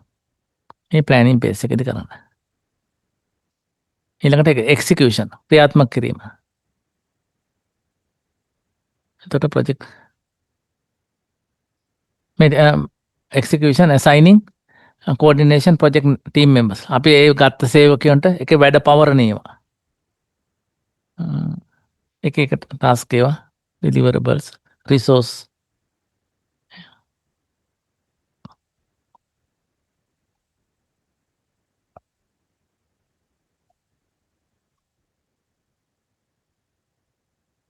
ඊළඟට ප්ලෑන් එකට අනුව ඇක්ටිවිටි සිද්ධ වෙනවද කියලා බලනවා මොනිටර් කරනවා කියලා කියනවා අපි. නැත්නම් කන්ට්‍රෝල් පේස් එක. ඒක ඊගාට ප්‍රෝග්‍රස් එක පර්ෆෝමන්ස් එක රිපෝට් කරන්න ඕන මැනේජ්මන්ට් එකට. ඊළඟට සමහරවිට ප්‍රොජෙක්ට් එක කරගෙන යනකොට යම් චේන්ජස් එනවා. අපිට සමහරවිට කියනවා අනේ මෙන්න මේක වෙනස් වෙන්න ඕන කියලා. අපිට මේ විදිහට කරගන්න ඕන. එහෙම වෙනස් වෙනවා කියලා කිව්වට පස්සේ ඊට පස්සේ කියනවා මේක වෙනස් කරලා දෙන්න නම් පුළුවන් අපිට තව අතිරේක කාලය මෙච්චර යනවා. තව කොස්ට් එක යයි ලක්ෂ 20ක් විතර වැඩිපුර යනවා. කමන්නේ ගන්න කියලා. ඒක මේ දාලි වල ඇප්‍රූව් කරලා ගන්න ඕන. එතකොට ප්ලෑන් එක අප්ඩේට් කරන්න ඕන ඒ ප්ලෑන් ටික. එතකොට මේවා මොනිටර් ඇන්ඩ් කන්ට්‍රෝල් පේස් එක. ඊළඟට ක්ලෝසින් පේස්. මේ ප්‍රොජෙක්ට් එක ඉවර කරන එක. මෙන්න මේ ටික ඒ පේස් එක. එතකොට ඔන්න ඔයගේ ප්‍රොජෙක්ට් එකක් ගත්තට පස්සේ ඔයගේ පේසස් පහකට තියෙනවා. දැන් මෙතන ස්ලයිඩ් 5ක් විතර තිබුණා නේද? ඔයගොල්ලෝ එතකොට මේ ටික ගන්න පුළුවන් එක ස්ලයිඩ් එකකට. එතකොට ඉනිෂියේෂන් පේස් එකෙන් දල වශයෙන් මොනවද කරන්නේ කියලා එක පේලියකින් ලියා ගන්න තියුණා නම් ඇති ඔයගොල්ලන්ට. ඊළඟට අනිත් එකෙන් එහෙමයි. ඒ වගේ අර කෙටියෙන් ලියන්න තියුණා නැති මේ වගේ ගොඩක් විස්තර ඒ ඕන වෙන්නේ නැහැ. සාමාන්‍යයෙන් වෙන්නේ මොකද්ද කියලා අදහස තිබුණා නම් ඔයගොල්ලන්ට ඒක අදහස අනුව ලියා ගන්න පුළුවන්. ඒක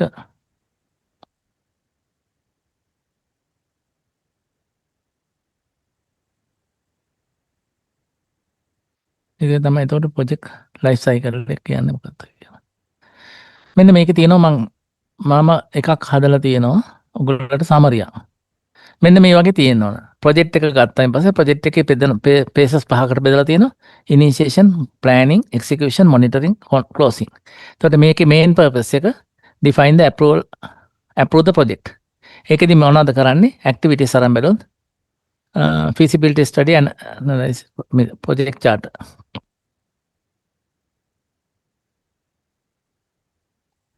මේ එතන ප්ලෑනින් වලදී කරන්නේ මොකද්ද? මේකෙන් මොනවද මේක? දැන් සාමාන්‍යයෙන් අරගත්තායින් පස්සේ මේ පේස් එකයි මේන්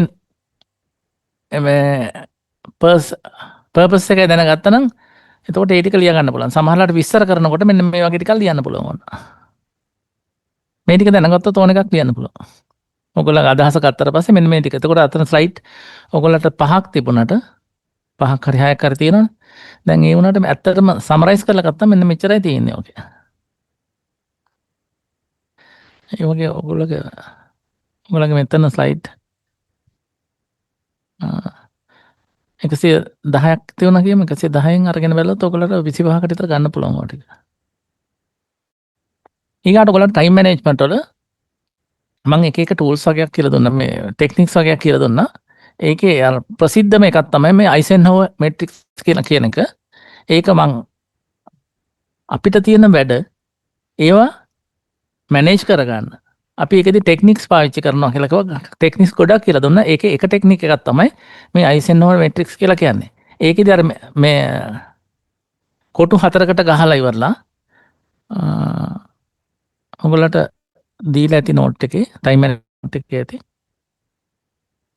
අපිට තියෙන වැඩ ටික ඔක්කොම ලිස්ට් එකක් හදාගන්නවා ප්‍රයොරිටි එක අනුව ලිස්ට් එකක් හදාගන්න වැඩගත්කම වැඩි ඒවා උඩට දාලා එහෙම දාගන්නවා. ඊළඟට ඒවා 4ට බෙදනවා.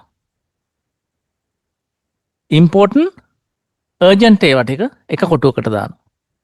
important but not urgent හදිසි නැති ඒවා.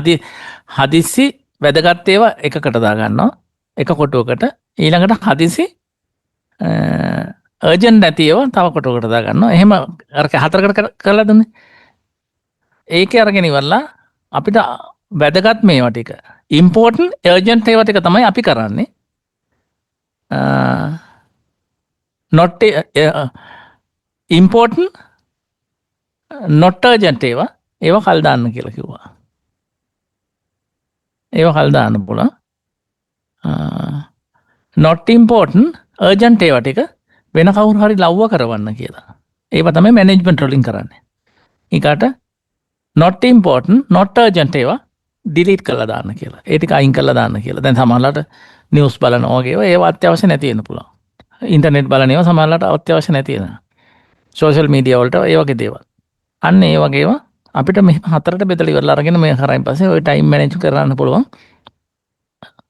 ඒකේ තමයි මේ Eisenhower matrix එකෙන් කරන්නේ. මෙන්න මේකේ දාලා තියෙන. ඔයගොල්ලන්ට මතක ඇති මෙන්න මේ කරපු ටික.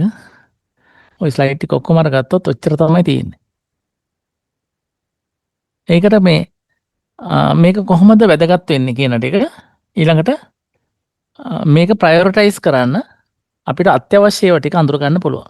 ආහාර විදිහට ලිස්ට් එකක් හදලා ප්‍රයොරිටි එක වැඩි ඒවා වැදගත් ඒවා අරගෙන අපිට පුළුවන්. ඊගාට අපිට reduce fire fighting, enhance resource allocation ඒවා increase productivity එක වැඩි කරගන්න පුළුවන්. supply better decision making වලට උපකාරී වෙනවා. ඊළඟට මේ need of project management tool. මේ වගේ project management tool ඔයගොල්ලන්ට මිස් කරන්න ඇති. මොනවද software එකක් කරන්නේ නේද? IS project management හරි මොකක් හරි. කොට මේවා ඒ වගේ වැදගත් අවශ්‍ය වෙන්නේ ඇයි කියලා ඉවරලා. එතකොට මේවා better planning වලට වැදගත් වෙනවා. task organization, time management වලට, resource management වලට, progress tracking. අපි දැන් Gantt chart එකක් හඳලා කියලා කියමු. Gantt chart එකකින් අපිට බලන්න පුළුවන් progress එක බලන්න පුළුවන්. දැන් මේ වෙනකොට කොහොමද? අවද වෙනකොට ඉවර වෙන්න තිබුණේ. දැන් කොච්චර ඉවර කරලා තියෙනවද? ඒ වගේ තියෙන. communication එක වැඩි දියුණු කරන්න පුළුවන්. දැන් project office එකේ ගහලා තියෙනවා Gantt chart එක. මේ තව දවස් දෙකයි තියෙන්නේ කොහොම හරි ඉවර කරගන්න ඕනේ නැත්නම් මේ ටාගට් එකට දෙන්න බැරි වෙනවා. අනිත් චැටිට වැඩ පටන් ගන්නවා මේ වැඩ ඉවරෙච්ච ගමන් අනිත් එක පටන් ගන්නවා එහෙම කියන්නේ. ඒ වගේ. risk management වලට documentation reporting මේවට වැදගත් වෙනවා. මේ project management tools කියන ඔයගොල්ලෝ software වගේ පාවිච්චි කරනවා හරි. අර වගේ Gantt chart, bar chart ඒ වගේ දේවල්.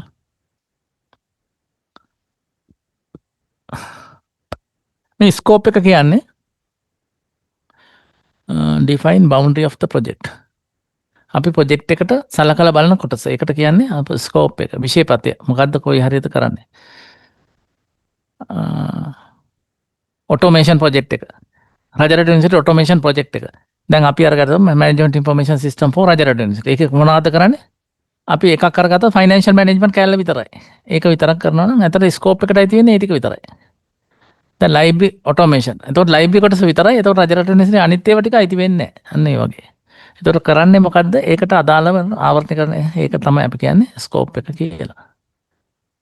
project success.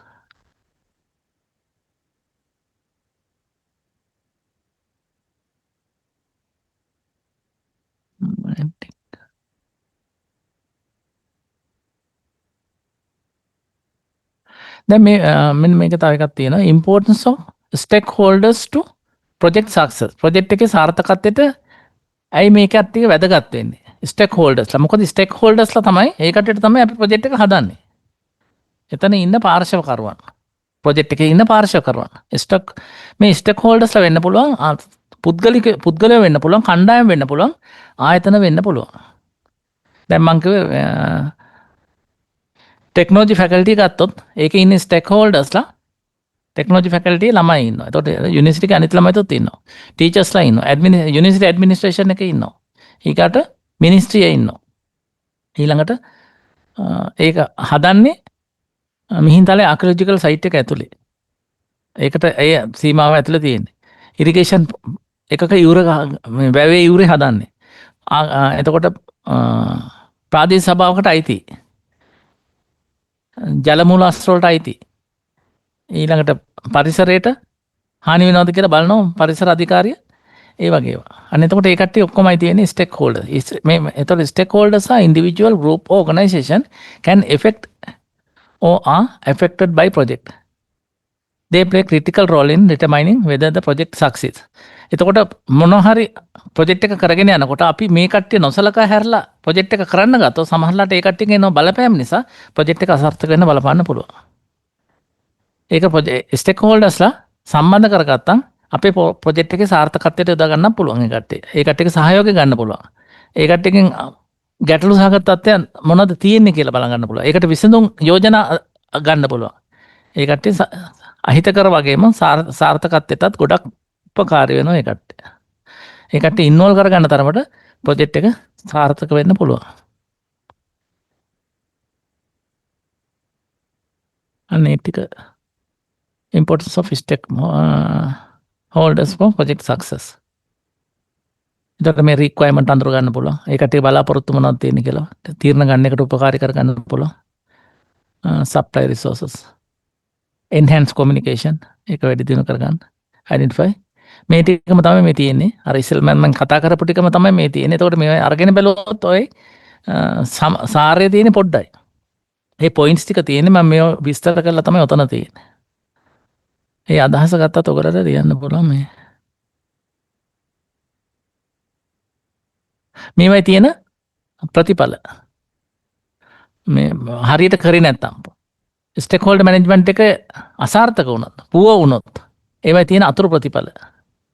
එතකොට stakeholders ignore inadequately manage project මේ experience misunderstood requirement.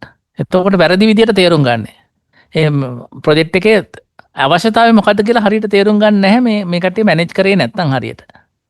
ඒක ඩිලේ වෙන්න පුළුවන්, බජට් එක වැඩි වෙන්න පුළුවන්. ඊළඟට ගැටලු සහගත තත්ත්වයන් ඇති වෙන්න පුළුවන්. conflict, increase conflict and resistance විරෝධතා ඇති වෙන්න පුළුවන්. reduce quality of deliverables. project එකේ ගුණාත්මක භාවයට හානි වෙන්න පුළුවන්. failure to achieve project objectives gain user acceptance. ඊගාට project එක අසාර්ථක වුණොත් සමහරවිට ඒකට user ඒක පිළි නොගන්න තත්ත්වයට පත් වෙන්න පුළුවන්. ඒ වගේ ඒක නිසා ඒ අය සම්බන්ධ කරගෙන ඒකට ටික අවශ්‍යතාව මොනවද තියෙනද කියලා බලාගෙන ඒකට ටික සාකච්ඡා කරලා තමයි මේ දේ කරන්න ඕන.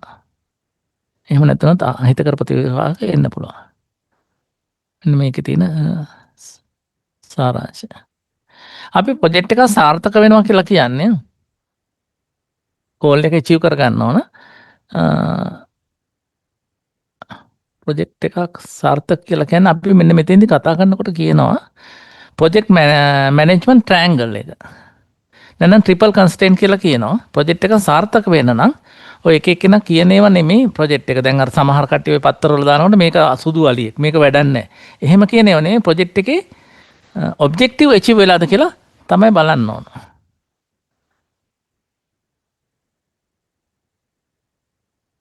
මේ වගේ අරගෙන බලන්න. දැන් අපි ට්‍රිපල් කන්ස්ට්‍රේන්ට් තියෙන ස්කෝප් එක, කොස්ට් එක, ෂෙඩියුල් එක. මේ මෙතන ට්‍රයැන්ගල් එකක් තියෙන්නේ.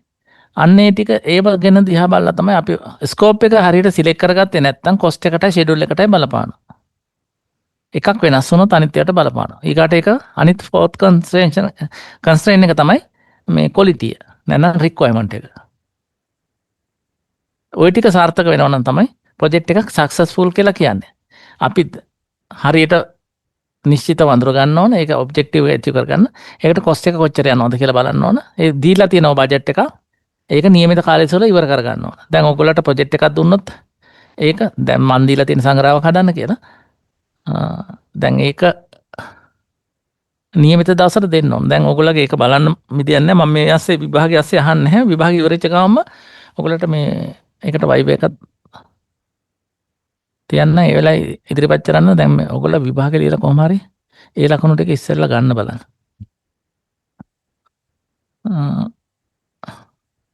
මෙන්න මේ ටික තමයි අපි කියන්නේ ප්‍රොජෙක්ට් එක සාර්ථකයි කියලා. එතකොට a successful project is defined as a project that meet its goal and whose output value to the client. client value එකක් එන්න ඕන. එතකොට දීලා තියෙන ස්කෝප් එක ඒ විෂයපතය අපි ඒකට ටික රික්වයර්මන්ට් එක තියෙනවා. කොස්ට් එක කොච්චරද කියලා තියෙනවා. මෙන්න මේ ටයිම් එකේ කරන්න කියලා තියෙනවා. ඒකට ටික එක්ස්පෙක්ටඩ් ක්වොලිටි එකක් තියෙනවා. මෙන්න මේ මට්ටමේ තියෙන්න ඕන කියලා. ISO ස්ටෑන්ඩඩ් එකක් තියෙනවා. මේ ස්ටෑන්ඩඩ් එකට හදලා දෙන්න ඕන. මොනවා හරි කියනවනේ.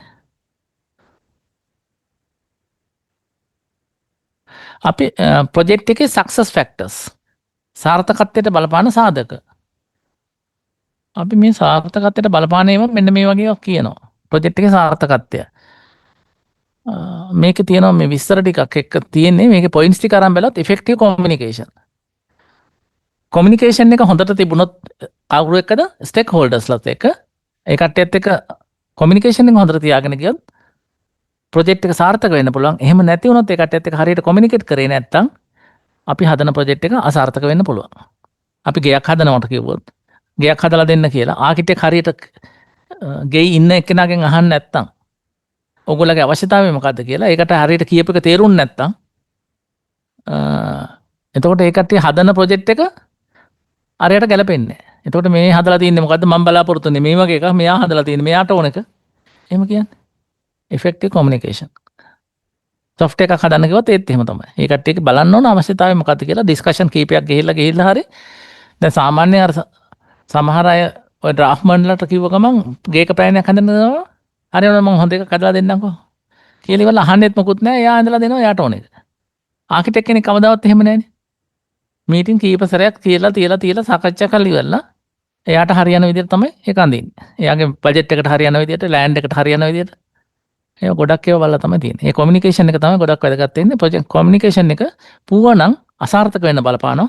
කොමියුනිකේෂන් එක හොඳ නම් සමානව සාර්ථක වෙන බලපාන ප්‍රධාන සාධකයක්. ලීඩර්ෂිප් එක. ලීඩර්ෂිප් එක කියන එක ප්‍රොජෙක්ට් එකක සාර්ථකත්වයට අතිශයින්ම වැදගත් එකක්. ඊළඟට ක්ලියර් ප්‍රොජෙක්ට් ගෝල්. ගෝල් සඳර ගන්න ඕන. මොකද්ද මේකෙන් කරන්නේ? ඊළඟට through planning. planning හොඳ නම් ප්‍රොජෙක්ට් එක සාර්ථක වෙනවා. planning පුවර නම් අසාර්ථක වෙනවා. ඒතකොට සාර්ථකත්වයට ඇහුවොත් ඕකම කියනවා. ඒ කියන්නේ ওই විදිහට නැති වුණොත් අසාර්ථකයි කියලා ඒක ලියනවා. ඒතකොට දෙපැත්තටම අහන්න පුළුවන්. ඔය එකම කරුණු තමයි අනිත් පැත්තට මාරු කරලා ලියන්න තියෙන්නේ. complete motivation. motivated team. team එක හොඳට motivated වෙලා තියෙනොත් ප්‍රොජෙක්ට් එක සාර්ථකයි. ඒ team එක motivated වුනේ නැත්තම් විශ්වාසයක් නැත්තම් අසාර්ථක වෙනවා. risk management හරියට කරොත් අවදානම් වෙයි කියලා ඉස්සරහ ගැන plan කරොත් ප්‍රොජෙක්ට් එක සාර්ථක වෙනවා නැත්තම් අසාර්ථක වෙන්න පුළුවන්. stakeholder management engagement. එයා කට්ටිය සම්බන්ධ කරගන්නෝ හොඳට සම්බන්ධ කරගත්තොත් ඒ කට්ටිය එතකොට ඒ කට්ටියකින් අදහස් අරගන්න පුළුවන්. ඒ කට්ටිය සම්බන්ධ කරගත්තාම ප්‍රොජෙක්ට් එක සාර්ථක වෙන්න පුළුවන්. එහෙම නැත්නම් අසාර්ථක වෙනවා. ඔය ප්‍රොජෙක්ට් මැනේජ්මන්ට් ටූල්ස් පාවිච්චි කරන ඒවා පාවිච්චි කරොත් සාර්ථක වෙන්න පුළුවන්. නැත්නම් අසාර්ථක වෙන්න පුළුවන්. මොනිටර් ඇන්ඩ් කන්ට්‍රෝල් ඒවත් තමයි project closer. reason for project failure. how to avoid them. දැන් මෙහෙම ප්‍රොජෙක්ට් එකක් ෆේලියර් වෙන්නයි සාර්ථක වෙන්නයි ඒකම කාරණා තමයි දෙපැත්තට බලපාන්නේ. ඒ ටික බලලා ඉවරලා එහෙම එකක් වෙනවා නම් මොකද්ද කරන්නේ? මේක ඒකෙම මේ ඒ කාරණා ටික තියෙනවා unclear goals and requirement. clear goals තිබුණොත් ප්‍රොජෙක්ට් එක සාර්ථක වෙනවා. unclear goals and requirements තිබුණොත් අසාර්ථක වෙනවා. එහෙම වුණොත් මේක මගහරින්නේ කොහොමද කියලා මෙන්න how to avoid it කියලා ඔයගොල්ලෝගේ මේ දීප නෝට් එක ඇති මේ ටික. මේකේ තියෙන එකට goals clear කරගන්න ඕන, requirement එක හරියට identify කරගන්න ඕන ඒක කියලා තියෙන්නේ. අන්න ඒ වගේ මේ planning unrealistic timeline හරියට plan නැති වුණොත් අසාර්ථක වෙන්න පුළුවන්. එහෙම නැත්නම් සාර්ථක වෙන්න පුළුවන්. ඒවා මගහරි කරන්න කොහොමද කියලා ඉවරලා ඒවා plan clear කරගත්තා නම් realistic කරන්න පුළුවන් දෙයක්ද කියලා යථාර්ථවාදීව බැලුවොත් අන්න ඒවා සාර්ථක කරගන්න පුළුවන්. weak communication. දැන් ඔයගොල්ලන්ට මේවට ටෙක්නික්ස් එකව කියලා තියෙනවා මම අර communication management පාඩමේ ඒකද කතා කරලා තියෙනවා. ඒක එහෙම එකක් වුණොත් මග අරගන්නේ කොහොමද කියලා. scope creep කියන එකත් ඒකක් තියෙනවා. ඔයගොල්ලන්ට ඒකට මග අරගන්නේ කොහොමද කියලා මොන හරි එකක් කියනවා නම් සැරින් සැරේ එක එක changes කරනවා නම් ඒවා සලකලා බලලා ඒකට දාලා approval එක අරගෙන time එක වෙනස් වෙනවද කියලා බලලා cost එක වෙනස් වෙනවද බලලා ඒවා සයින් කරගෙන එහෙම කරා නම් ප්‍රොජෙක්ට් එක කල් ගියාට ඒක අසාර්ථක වෙන්නේ නැහැ. කලින් එකඟ වෙච්ච එකම වෙන්න ඕනේ නැහැ. කලින් අවුරුදු 2කට එකම වෙලා තියෙනවා නම් පස්සේ යම් changes කරලා තියෙනවා නම් අපි ඒකට additional මාස 3ක් ගන්නවා. එතකොට ඒක ගත්තා කියලා ඒක ප්‍රොජෙක්ට් එක අසාර්ථක නැහැ. ඒකට එකක වෙලා තියෙනවනේ. මෙන්න මේ චේන්ජස් ටික කරන්න අපිට තව මාස 3ක් ඕන. තව ලක්ෂ 10ක් ඇඩිෂනල් ඕන. අර එහෙම කිව්ව ගමන් ඒවා එතකොට සාර්ථක නැහැ.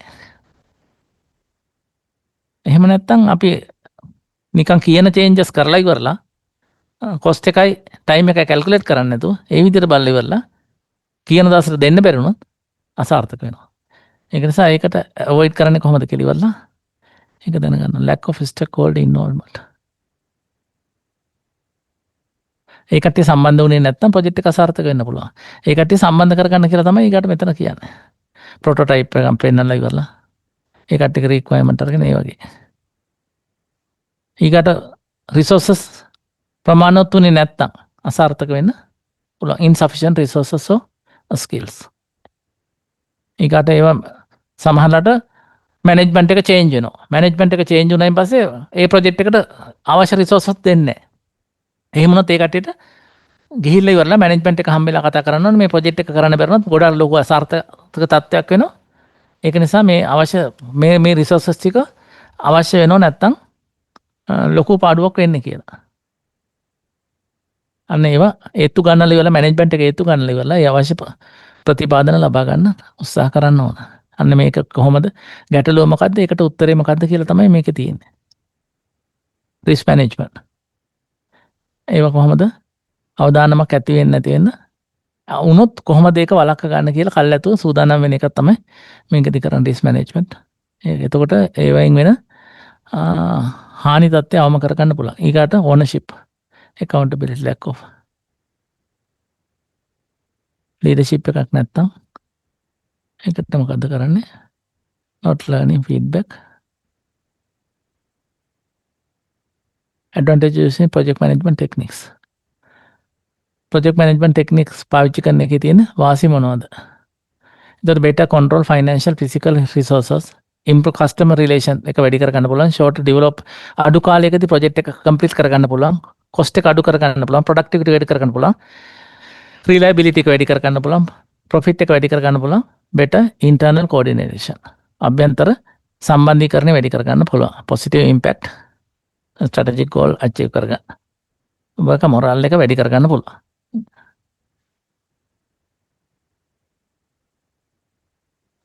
මේ ට්‍රිපල් කන්ස්ට්‍රේන් අර ඉස්සෙල්ලා මම කතා කරපු එකම තමයි මේ ටික ස්කෝප් එක වෙනස් කරොත් ටයිම් එකටයි කොස්ට් එකටයි බලපාන අන්නේ ටික.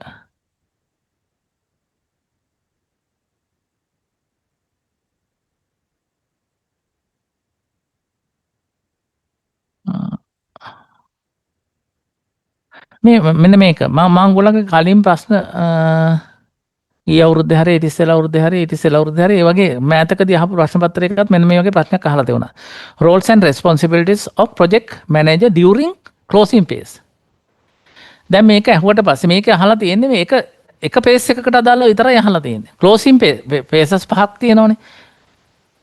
project management life cycle එකේ phases පහක් තියෙනවා.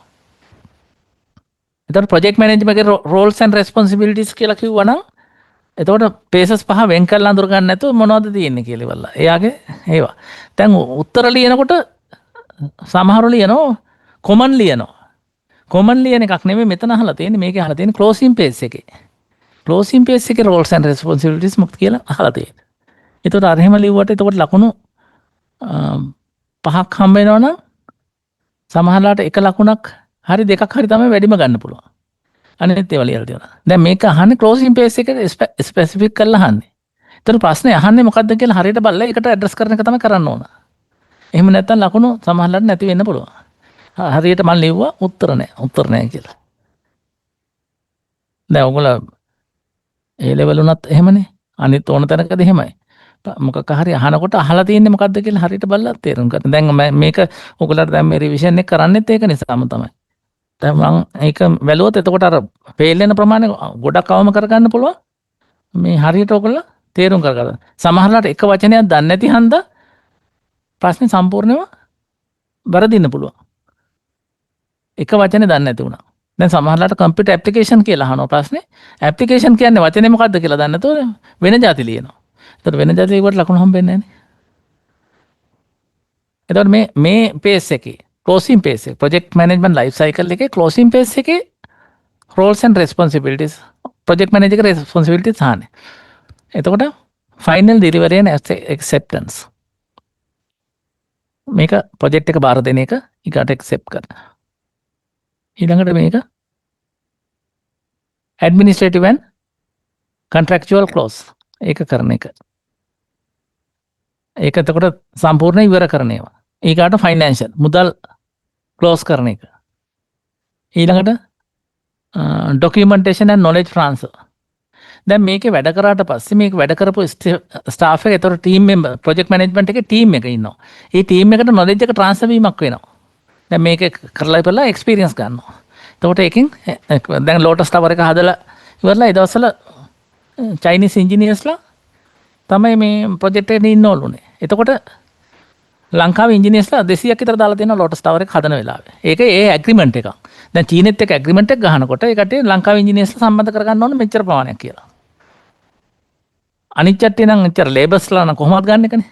ලේබර් අය සමහරවල්ලාට චීනෙන් ගේනවා. ඒකට කියන්නේ මේ ලේබර් ප්‍රමාණය මෙච්චර ප්‍රමාණයක් ගන්න ඕන. සමහරවල්ලාට ටෙක්නිකල් ස්ටාෆ් යම් ප්‍රමාණයක් චීනෙන් එහෙම ගෙන්න ගන්නවා. ගොඩක් වෙලාවට අපේ අය සම්බන්ධ කරගත්තා. ඊට පස්සේ ඒ ටවර් එක හදලා ඉවර වෙනකොට ටවර් එක ඩිසයින් කරලා තියෙන්නේ මොරටු කැම්පස් එකේ. මේ හදලා ඉවර වෙන ගමන් ඉන්ජිනියර්ස්ලා එතකොට ලංකාවේ ඉන්ජිනියර්ස්ලා 200කට විතර නොලෙජ් එක ට්‍රාන්ස්ෆර් වෙලා. දැන් හයිවේ එක හදනකොටත් එහෙමයි. සදන් හයිවේ එක හදනකොට ලංකාවේ ඉන්ජිනියර්ස්ලා ගොඩක් සම්බන්ධ කරගත්තා.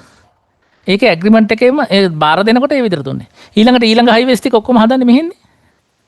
මෙහි අය හදන්නේ. එතකොට නොලෙජ් එක ට්‍රාන්ස්ෆර් වෙන එක. එතකොට මේක performance evaluation reporting. ඊළඟට lesson learn. දැන් මේකෙන් ප්‍රොජෙක්ට් එකක් කරාට පස්සේ එතකොට මීටින් එකක් තියෙනවා පස්සේ අන්තිමට ඒකට කියන්නේ අපි lesson learn meeting කියලා. ඒකෙදි මේ ප්‍රොජෙක්ට් එක කරනකොට මුහුණ පාපු ගැටලු මොනවද? ඒවට විසඳුම් ඒව කර මොනවද? තව මොනවද ඉම්ප්‍රූව් කරගන්න ඕන? ඒව ටික ඔක්කොම ඩිස්කස් කරනවා. එතකොට ඒක ඒ මීටින් එක පවත්වන එකත් මේ ප්‍රොජෙක්ට් මැනේජර්ගේ රාජකාරිය. ඊළඟට මේවට ගත්ත රිසෝසස් ගත්ත ඒවා. ඒ ඩොකියුමන්ටේෂන් බාර දෙන්න ඕන. සමහරට අසයින් කරපු සේවකයෝ ඉන්නවනම් සමහරට తాවකාලිකව අසයින් කරලා තියෙන ප්‍රොජෙක්ට් එකට. දැන් ආයතනේ වැඩ කරපු සේවකයෝ සමහර තැන් වල හිටපු කට්ටිය අරගෙන තියෙනවා. ඒ ඩිවිෂන් වලට ඒ කට්ටිය රිලීස් කරන්න ඕන. ඊළඟට මේ වෙනකොට අරගෙන තියෙන සමහර යම් උපකරණ අරන් තියෙනවා. රිසෝසස් අරන් තියෙනවා. ඒව අරගෙන තියෙනවා නම් ඒව නිදහස් කරන්න ඕන. දැන් අපි උදාහරණ කියලා කිව්වොත් අපි ඒකට අවශ්‍ය වෙන කම්පියුටර්ස් අරගෙන තියෙනවා නම් ඊළඟට වාහන අරන් තියෙනවා නම් ඔෆිස් ස්පේස් අරන් තියෙනවා නම් ඒ ඔක්කොම ඒ වගකීම් ටික නිදහස් කරන්න ඕන. එතකොට මෙයා ප්‍රොජෙක්ට් මැනේජර්ගේ වගකීමක් මේවා. එයාගේ කාර්යභාරය. Team release and recognition. මේ ටීම් එකේ ඉන්න එක මෙම්බර්ස්ලා ඉන්නවා නම් ඒ කට්ටිය ඔක්කොම නිදහස් කරන්න ඕන. සම්පත් අරන් තියෙනවා නම් ඒව නිදහස් කරන්න ඕන. ඊකට මේකට මීටින් එකක් තියන්න ඕන. ඒ ඩොකියුමන්ටේෂන් තියෙනවා නම් ඒව හරියට බාර දෙන්න ඕන. ඇග්‍රීමන්ට් වලට ප්‍රොජෙක්ට් එක කම්ප්ලීට් කරා කියලා ඉවරලා ප්‍රොජෙක්ට් කම්ප්ලීෂන් රිපෝට් එකක් දෙන්න ඕන මැනේජ්මන්ට් එකට. ඒ සඳහා අනුමැතිය ගන්න ඕන. එතකොට ඉන්වෙන්ටරි කරන් තියෙනවා නම් ඒවා ඔක්කොම බාර දෙන්න ඕන. ඒවත් මෙයාගේ තියෙන roles and responsibilities. ඊළඟට ප්‍රොජෙක්ට් ක්ලෝසර්. ප්‍රොජෙක්ට් එක අවසන් කරන්න නිල වශයෙන් අවසන් කරන්න ඕන. ඊගාට සයින් ඔෆ් කරන්න ඕන. ඒවා බාර දීලා ඉවරලා මෙන්න ඔක්කොම බඩු ටික මෙන්න මේ ඉන්වෙන්ටරි තියෙනවා. මෙන්න මේවා ටික මේ විදිහට කියපු ස්පෙસિෆිකේෂන් වලට හැදුවා. ඒවා කියලා ඉවරලා අස්සම් කරලා මේ නිල වශයෙන් මේවා කරලා ඊළඟට ඉනොගරේෂන් එකක් තියෙනවනම් ඒවට සහාය දීලා ඔක්කොම කරන්න ඕන. අන්න ওই කාරණා ටික තමයි තියෙන්නේ දාලා වශයෙන්. මේකේ මේ තියෙන ඔක්කොම නැති වුණාට මේ ඔන්න වගේ ටිකක් තමයි තියෙන්නේ. දැන් මෙන්න මෙතන අරගෙන බලුවොත් project execution. මේ project execution page එකත් මෙතන දාලා තියෙනවා. මම දැන් closing page එක මෙතන තියෙනවා.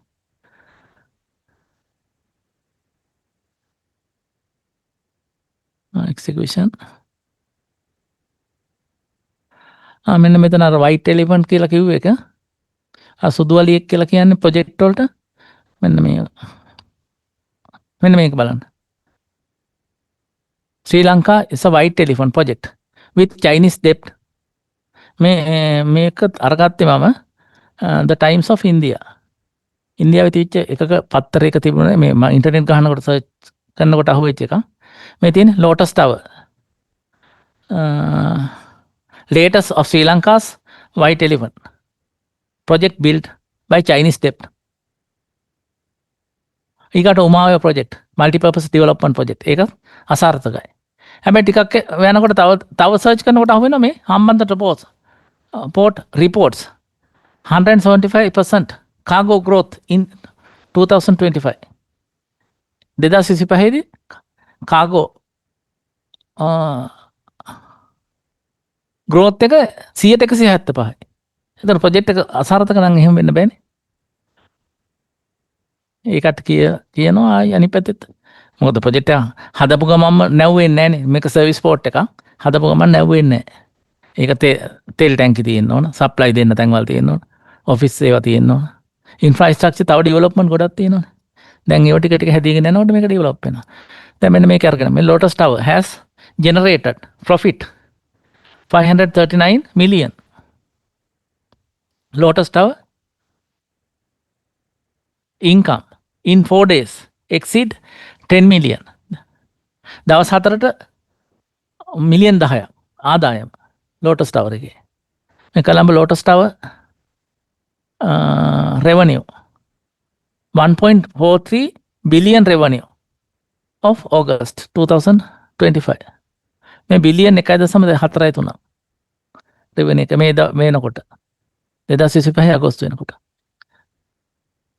එතකොට එක පැත්තකින් කියනවා මෙහෙම. ඒක නෙමෙයි ඔයගොල්ලන්ට දැන් අර කිව්වේ මම ඒකට හේතු කිව්වේ ප්‍රොජෙක්ට් එක සාර්ථක වෙන්න නම් තියෙන්න ඕනේ කොස්ට් එක, ස්කෝප් එක, ෂෙඩියුල් එකකට රික්වයර්මන්ට් වලට මැච් වෙනවද කියලා. අන්න ඒවා තමයි කියන්නේ. දැන් මෙහෙම එක එක්කෙනා කිව්වා කියලා. මේකේ තියෙන අර මේ highway හදපුවේ වැඩක් නැහැ කියලා කියනවා. මෙන්න මෙතන ශ්‍රී Lanka expressway network collect an average daily toll revenue on 45 million. On typical day, roughly 145,000 vehicles use the expressway. මේ වාහන 1,45,000 දවසකට යනවා මේ highway වල. However, during peak holidays, season එකේ තව 125ක් විතර වැඩි. ඊගාට reaching peak of 41 million in a day single day. එක දවසකට ආදායම මිලියන් 41ක්. මේ තියෙන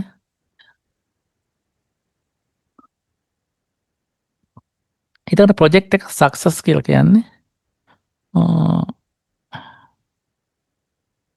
එතකොට බලන්නේ මෙන්න මේවා ටික ප්‍රොජෙක්ට් මේක් ළඟා කරගෙන තියෙන ස්කෝප් එක මෙට් කරගෙන තියෙනවනේ ටයිම් එක මෙට් කරගෙන කොස්ට් එක ඊකට goal achieve කරලා තියෙනවා.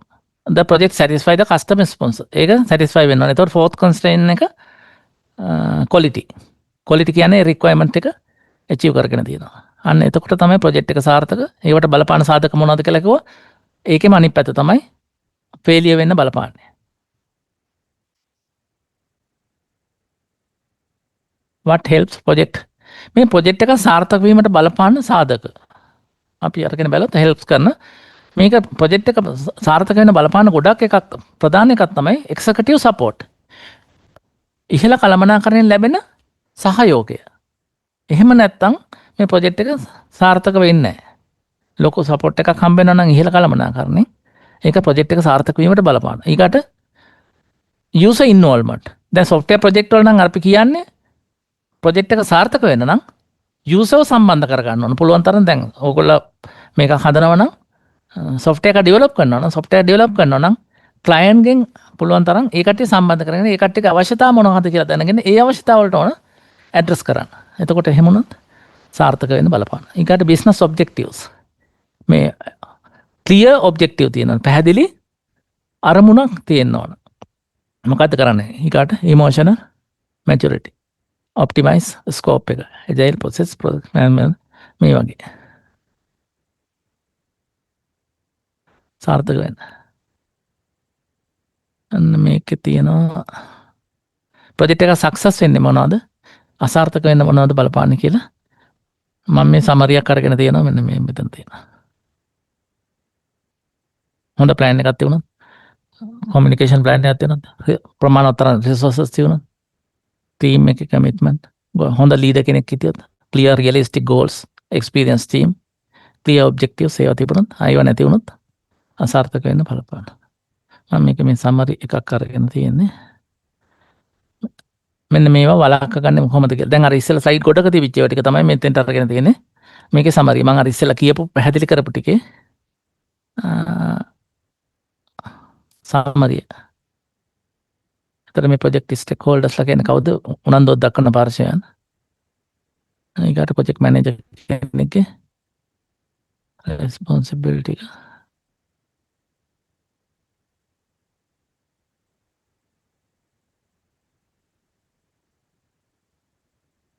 Six common source of risk and information technology project එකක වෙන්න පුළුවන් ඒ අවදාන මෙන්න මේ වගේ කියලා scope creep අර එක එක්කෙනා කියන ඒවා අහන්න ගියොත් ඒ විදිහට වැඩ කරන්න ගියොත් සමහරලාට ඒවා කන්සිඩර් නොකර හිටියොත් ඒකට යන ටයිම් එක ඇඩිෂනල් වැඩ කරන්න ගිහිල්ලා ටයිම් එක යන ඒවා කොස්ට් එක යන ඒවා කැල්කියුලේට් කරේ නැති වුණොත් ඒව නොසලකා හැරියොත් ඇති වෙන තත්ත්වයට තමයි ස්කෝප් ක්‍රීප් කියලා කියන්නේ. එහෙම වුණොත් ප්‍රොජෙක්ට් එක අසාර්ථක වෙන්න බලපාන්න පුළුවන්. ටෙක්නිකල් රිස්ක් එක අවදානම රිසෝස් කන්ස්ට්‍රේන් ඒවයි තියෙන සීමාවල් සමහරවිට ඕන තරම් සල්ලි නැති වුණොත් ඒ වගේ ඒවා අසාර්ථක වෙන්න පුළුවන්. වෙන්ඩර් supplier dependencies data security communication and change management failures. ISO මේක කලින් තිබුණා impact of performance.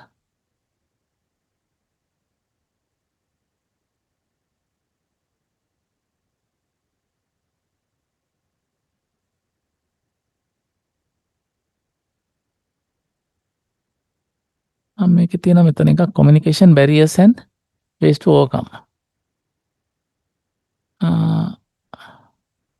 සන්නිවේදන බාධාවන් මොනවද? ඒවා අවම කරගන්නේ කොහොමද කියලා ඉවරලා වළක්ව ගන්න මොනවද කොහොමද කියලා ඔයගොල්ලන්ට මම communication පාඩමක් කරලා ඇති common communication barrier and how to overcome. මේකේ තියෙනවා මේ communication barrier එක මොකක්ද කියලා language barrier එක. භාෂාමය බාධාවල් differences in language. සමහර ටැමිල් අය ඉන්නවා සිංහලෙන් කතා කරනවා. ඊළඟට ඉංග්‍රීසියෙන් කතා කරනවා. සමහරලාට ඒකට තේරෙන්නේ නැති වෙන්න පුළුවන්. ඒ අය නැත්නම් ටෙක්නිකල් ජාගන් පාවිච්චි කරනවා. කම්පියුටර් වචන ඒවා පාවිච්චි කරලා ඉවරලා ඒවා කතා කරනවා. ඒකට තේරුම් ගන්න විදිය වෙනස් වෙන්න පුළුවන්. misunderstanding. වැරදි විදිහට තේරුම් ගත්තොත් ඒකට ඒ වගේ ඒවා. මේකට අපි පාවිච්චි කරන්න පුළුවන් තරම් use simple language. සරලව අපි කතා කරන්න ඕන. avoid necessary jargon, unnecessary jargon. ඒවයි මග හරින්න ඕන. transaction needed, confirm, understand. තේරුම් ගත්තද කියලා බලන්න ඕන. දැන් මම ඔයගොල්ලන්ට කියාගෙන එකත් ඔයගොල්ලන්ට තේරුන්නේ නැත්තම් කතා කරන එක වැඩක් නැහැ. ඊළඟට physical barriers. සමහර තැන්වල අපි කතා කරන වෙලාවල් වල noise තියෙන ඒවා. සද්ද තියෙනවා නම් ඊගාට distance දුර ඉඳලා ඉවරලා. දැන් සමහරලාට ක්ලාස් එකක ෆිසිකලි කතා කරනවා වගේ නෙමෙයි සමහරලාට Zoom එකකින් කතා කරනවා. ඒ වගේ කතා කරනකොට සමහරලාට සිග්නල් වීක් වගේ වෙලාවක් තියෙනවා. නැත්නම් වැස්ස වෙලාවක කතා කරොත්, අකුණු ගහන වෙලාවක වගේ කතා කරොත්. ඒ වගේ අපි පාවිච්චි කරන ඒවා උපකරණ වල තියෙන ඒවා. ඒ වගේ communication ඒවා මේ කරගන්න සමහරලාට කතා කරලා දාගන්න වෙලාවල් සමහර වෙලාවල් වලට සිග්නල් වීක් වෙන්න පුළුවන්. සමහර වෙලාවට පරිසර තත්ත්ව බලපාන්න පුළුවන්. ඒවා මගහැරලි කරලා ඒ කට්ටියත් එක්ක එකඟ වෙලා කොයි වෙලාවද සුදුසු කියලා බලලා ඉවරලා එහෙම දාගන්න හොඳයි. ඊකට physical, psychological, emotional barriers. මේ stress, anxiety. දැන් සමහර සේවකයන්ගේ එහෙම තියෙන ඒ වගේ තත්ත්ව trust. listening build trust. ඒ දැන් සමහරලාට දැන් අර ගැප් එක අඩු කරන්න දැන් සමහරලාට යම් දැන් ඔය ගාමන් ෆැක්ටරි වගේ ඒවා අරගෙන බලවත් ඒකට සමහරලාට ඒකට අර සුපර්වයිසර්ස්ලාත් එක්කම ගැප් එක ගොඩක් වැඩි. එතකොට ඒ කට්ටිය ගැප් එක අඩු කරන්න සමහරලාට ඒ කට්ටිය පාවිච්චි කරනවා ෆ්‍රෙන්ඩ්ලි. දැන් සමහර අයද මම දැක්ක පිනික්ස් ආයතනේ ඒකේ සේවකයෝ ඒකෙ එතන ඉන්න ජෙනරල් මැනේජර්යි ඉන්ජිනියර්ස්ලා ඉන්න කට්ටිය ඔක්කොමයි අනික සාමාන්‍ය සේවකයෝ ඔක්කොම කෑම කන්නේ එකම කැන්ටින් එකේ තියෙන එකම මේසවල කෑම කන්නේ. එතකොට අර ගැප් එක අඩු කරනවා. දැන් සමහර වෙලාවට ගාමන්ට් ෆැක්ටරි වල වගේ ඒ සේවකයෝ අරගෙන යනවා සමහරලාට ඇනුවල් ට්‍රිප් එකක්. ඒ වගේ සමහරලාට ට්‍රිප් අරගෙන යනවා. ක්‍රීඩා උත්සව වගේ ඒවා සංවිධානය කරනවා. ඒවා එතකොට අර ගැප් එක ඒ කට්ටියත් එක්ක අඩු වෙනවා. එතකොට ඒ කට්ටියගේ ප්‍රොඩක්ටිවිටි එක වැඩි කරගන්න හේතු වෙනවා. ඒ කට්ටිය ෆ්‍රෙන්ඩ්ලි වෙනවා. එතකොට සමහරලාට කියන්නේ නැති ප්‍රශ්න සමහරලාට කතා කරනවා. ඒ වගේ ඒවා. එන්නේ බැරියර්ස් ඒවා අයින් කරගන්න. ඒවා ඊකට කල්චරල් බැරියර්ස්. දැන් සමහරලාට ආගම් වෙන්න පුළුවන්. සමහරලාට භාෂාව වෙන්න පුළුවන්. ඒ වගේ දේවල්. ඒ ඩිෆරන්සස් ඒ වගේ perceptual barriers. අන්න ඒවට ඒක තමයි මෙතන කියලා තියෙන common communication barriers. ඔව්. දැන් සමහරලාට communication දැන් මීටින් වල තියෙනකොට සමහරලාට මීටින් වල ඉංග්‍රීසියෙන් කතා කරනවා. සමහරලාට බහුතරයකට තේරෙන්නේ නැහැ ඒවා. ඒ කට්ටිය අර කියන්න දැනගත්තත් සමහරලාට කියන්නේ නැහැ. එතකොට ඒ කට්ටියගේ අදහස් ගන්න තියෙන ලොකු බාධාවක්. ඒක language barrier එක. ඒ කට්ටිය සමහරලාට කිව්වට පස්සේ ගණන් ගන්නෑ නැහැ. ඒව එතකොට ඒ බාධාවල්. එතකොට ඒ කට්ටිය වැදගත් අදහස් තියෙන අය ඒ අදහස් ගැනීමට බාධාවක් වෙනවා. අන්න මේ වගේව තමයි මේ මෙතන තියෙන්නේ. ආයතන මේ ප්‍රශ්නේ ඔය හයරාකි එකේ ඉහළ මට්ටමේ ගොඩක් ගැප් එක වැඩි නම් ඉහළ මට්ටමේ කෙනෙක් ඇවිල්ලා පහළ එන්න සේවකයෙක්ගෙන් එහුවට සමහරලාට ඒ අවශ්‍ය තොරතුරු ලබා ගන්න බැරි වෙන්න පුළුවන්. සමහරලාට මේ semantic barriers සංකේත වගේ ඒවා වචන පාවිච්චි කරලා තියෙන ඒවා. ඒකට සමහරලාට වෙන අදහසක් ගන්න පුළුවන්. ඒ වගේ ඒවා. psychological barriers, emotional. සමහරලාට මේ poor listening skills.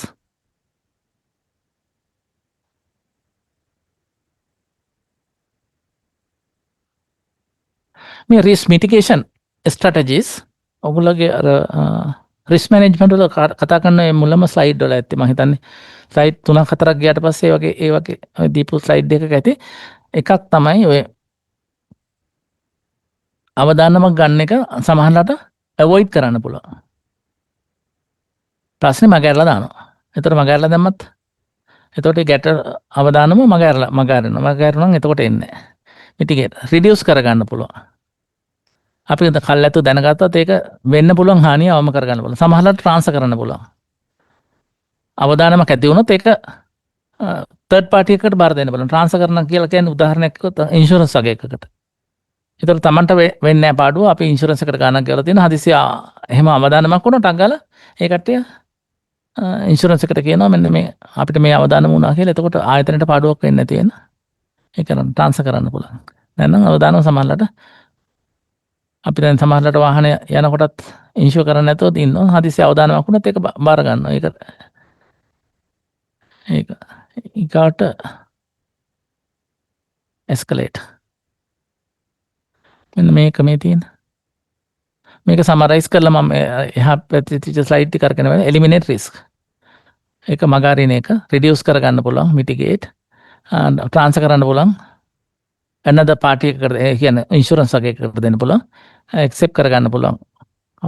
අවදානමක් වුණොත් ගන්නවා. අපි දැන් තමන්ලාට වාහන ෆුල් ඉන්ෂුරන්ස් කරන්නේ නැතුව යන්නේ. තමන්ලාට එහෙම හානියක් වුණොත් ඇක්සිඩන්ට් එකක් වුණොත් තමන් හදා ගන්නවා කියලා හිතාගෙන යනවා. ඉන්ෂුරන්ස් එකට ගෙවන්න ගියන් නිතර ගෙවලා බලනකොට සමහරවිට ලොකු ගාණක් ගෙවනවා. එහෙම අවදානම පරිස්සමෙන් යනවා. හදිසි අවදානමක් වුණොත් ඒක පාර ගන්නවා. ඊකට එස්කලේට් කියලා කියන්නේ මේ හෑන්ඩ් ඕවර් ටු හයර් ඔතොරිටි. ඉහළ අයට පවරනවා. ඒක මේ බාර දෙනවා. මෙන්න මෙහෙම එකක් වුණා කියලා ඉවරලා. ඒ වගේ එකක් එන්න පුළුවන්. මේ වගේ අවදානමක් වුණොත් ඒකට ප්‍රතිචාර දක්වන්නේ කොහොමද කියලා.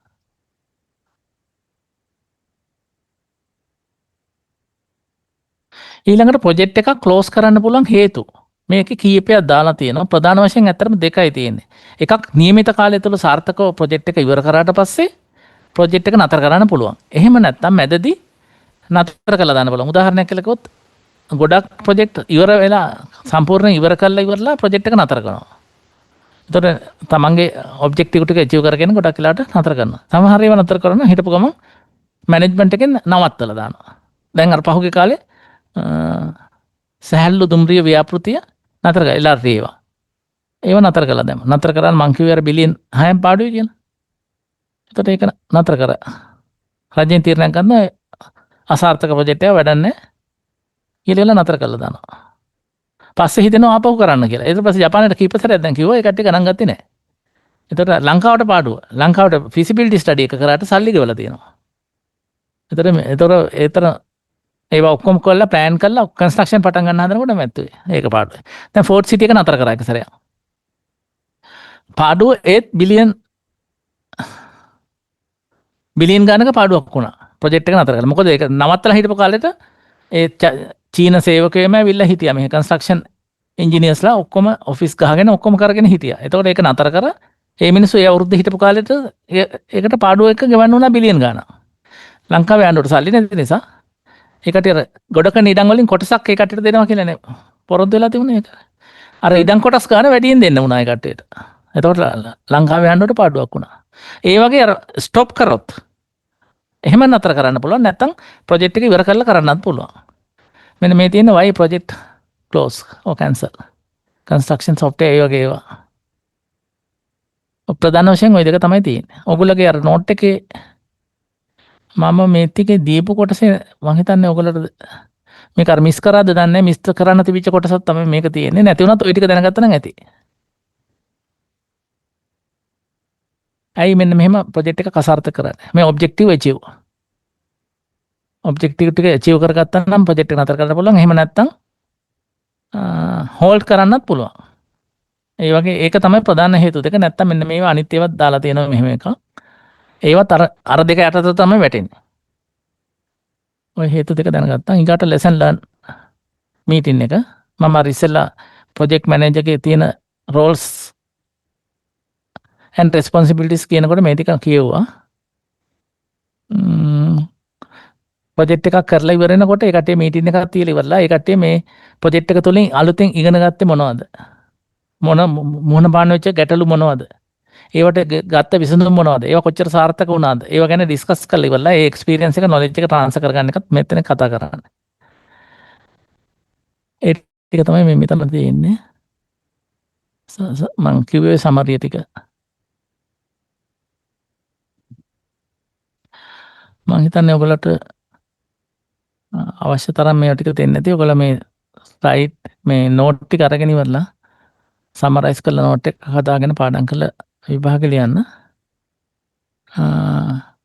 ඔයගොල්ලෝ විභාගෙ ඉවරනාට පස්සේ මට කතා කරන්න විභාගෙට ඉස්සෙල්ලා කතා කරන්න එපා. දැන් අහන්න දෙනවා නම් අහන්න පුළුවන් මොන හරි එකක්. thank you කියලා දෙන්නේ. මේ වෙන මොන හරි ප්‍රශ්න තියෙනවා නම් අහන්න. මේ ප්‍රොජෙක්ට් එක ඔයගොල්ලෝ විභාගෙ ඉවරෙච්ච ගමන්ම දවසක් දානවා ඔයගොල්ලන්ට සංගරාව පෙන්නන්න. සංගරා ටික පෙන්නන්න ලෑස්ති කරගෙන ඉන්න. අඩුපාඩු තියෙනවා නම් ඔක්කොම ටික හදන්න. ඔයගොල්ලන්ට එතකොට ප්‍රශ්න 7යි 7න් මම 5ක් හදලා දාලා තියෙනවා. අර මිස් 2ක් හදලා දාලා තියෙනවා. ඔයගොල්ලන්ට ප්‍රශ්න 5කට ලියන්න පුළුවන්. කැමති 5කට ලියන්න. ගොඩක් වෙලාවට මං හිතන්නේ පේපර් එකේ කොහොමද දන්නේ තියෙන්නේ පළවෙනි ප්‍රශ්න 5 මගේ ඇත්තේ. එහෙම තමයි ගොඩක් වෙලාවට ඇත්තේ ඒක. පස්සේ වෙනස් වෙයිද දන්නේ ගොඩක් වෙලාවට. මගේ ප්‍රශ්න තියෙන්නේ කෙටි ප්‍රශ්න ටිකක් තියෙන්නේ. කෙටි ලකුණු කොහොමද ලකුණු 5 5 ඒවා තමයි ඔක්කොම දෙන්නේ.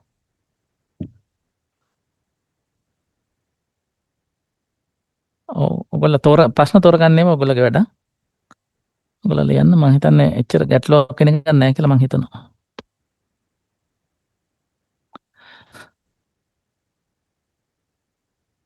හරියනම් මම නතර කරනවා. ඔයගොල්ලන්ට මේ මට අනිත් ක්ලාස් එකක් තව ක්ලාස් එකක් තියෙනවා මේක ඉවරෙච්ච ගමන්ම. හරියනම් good night.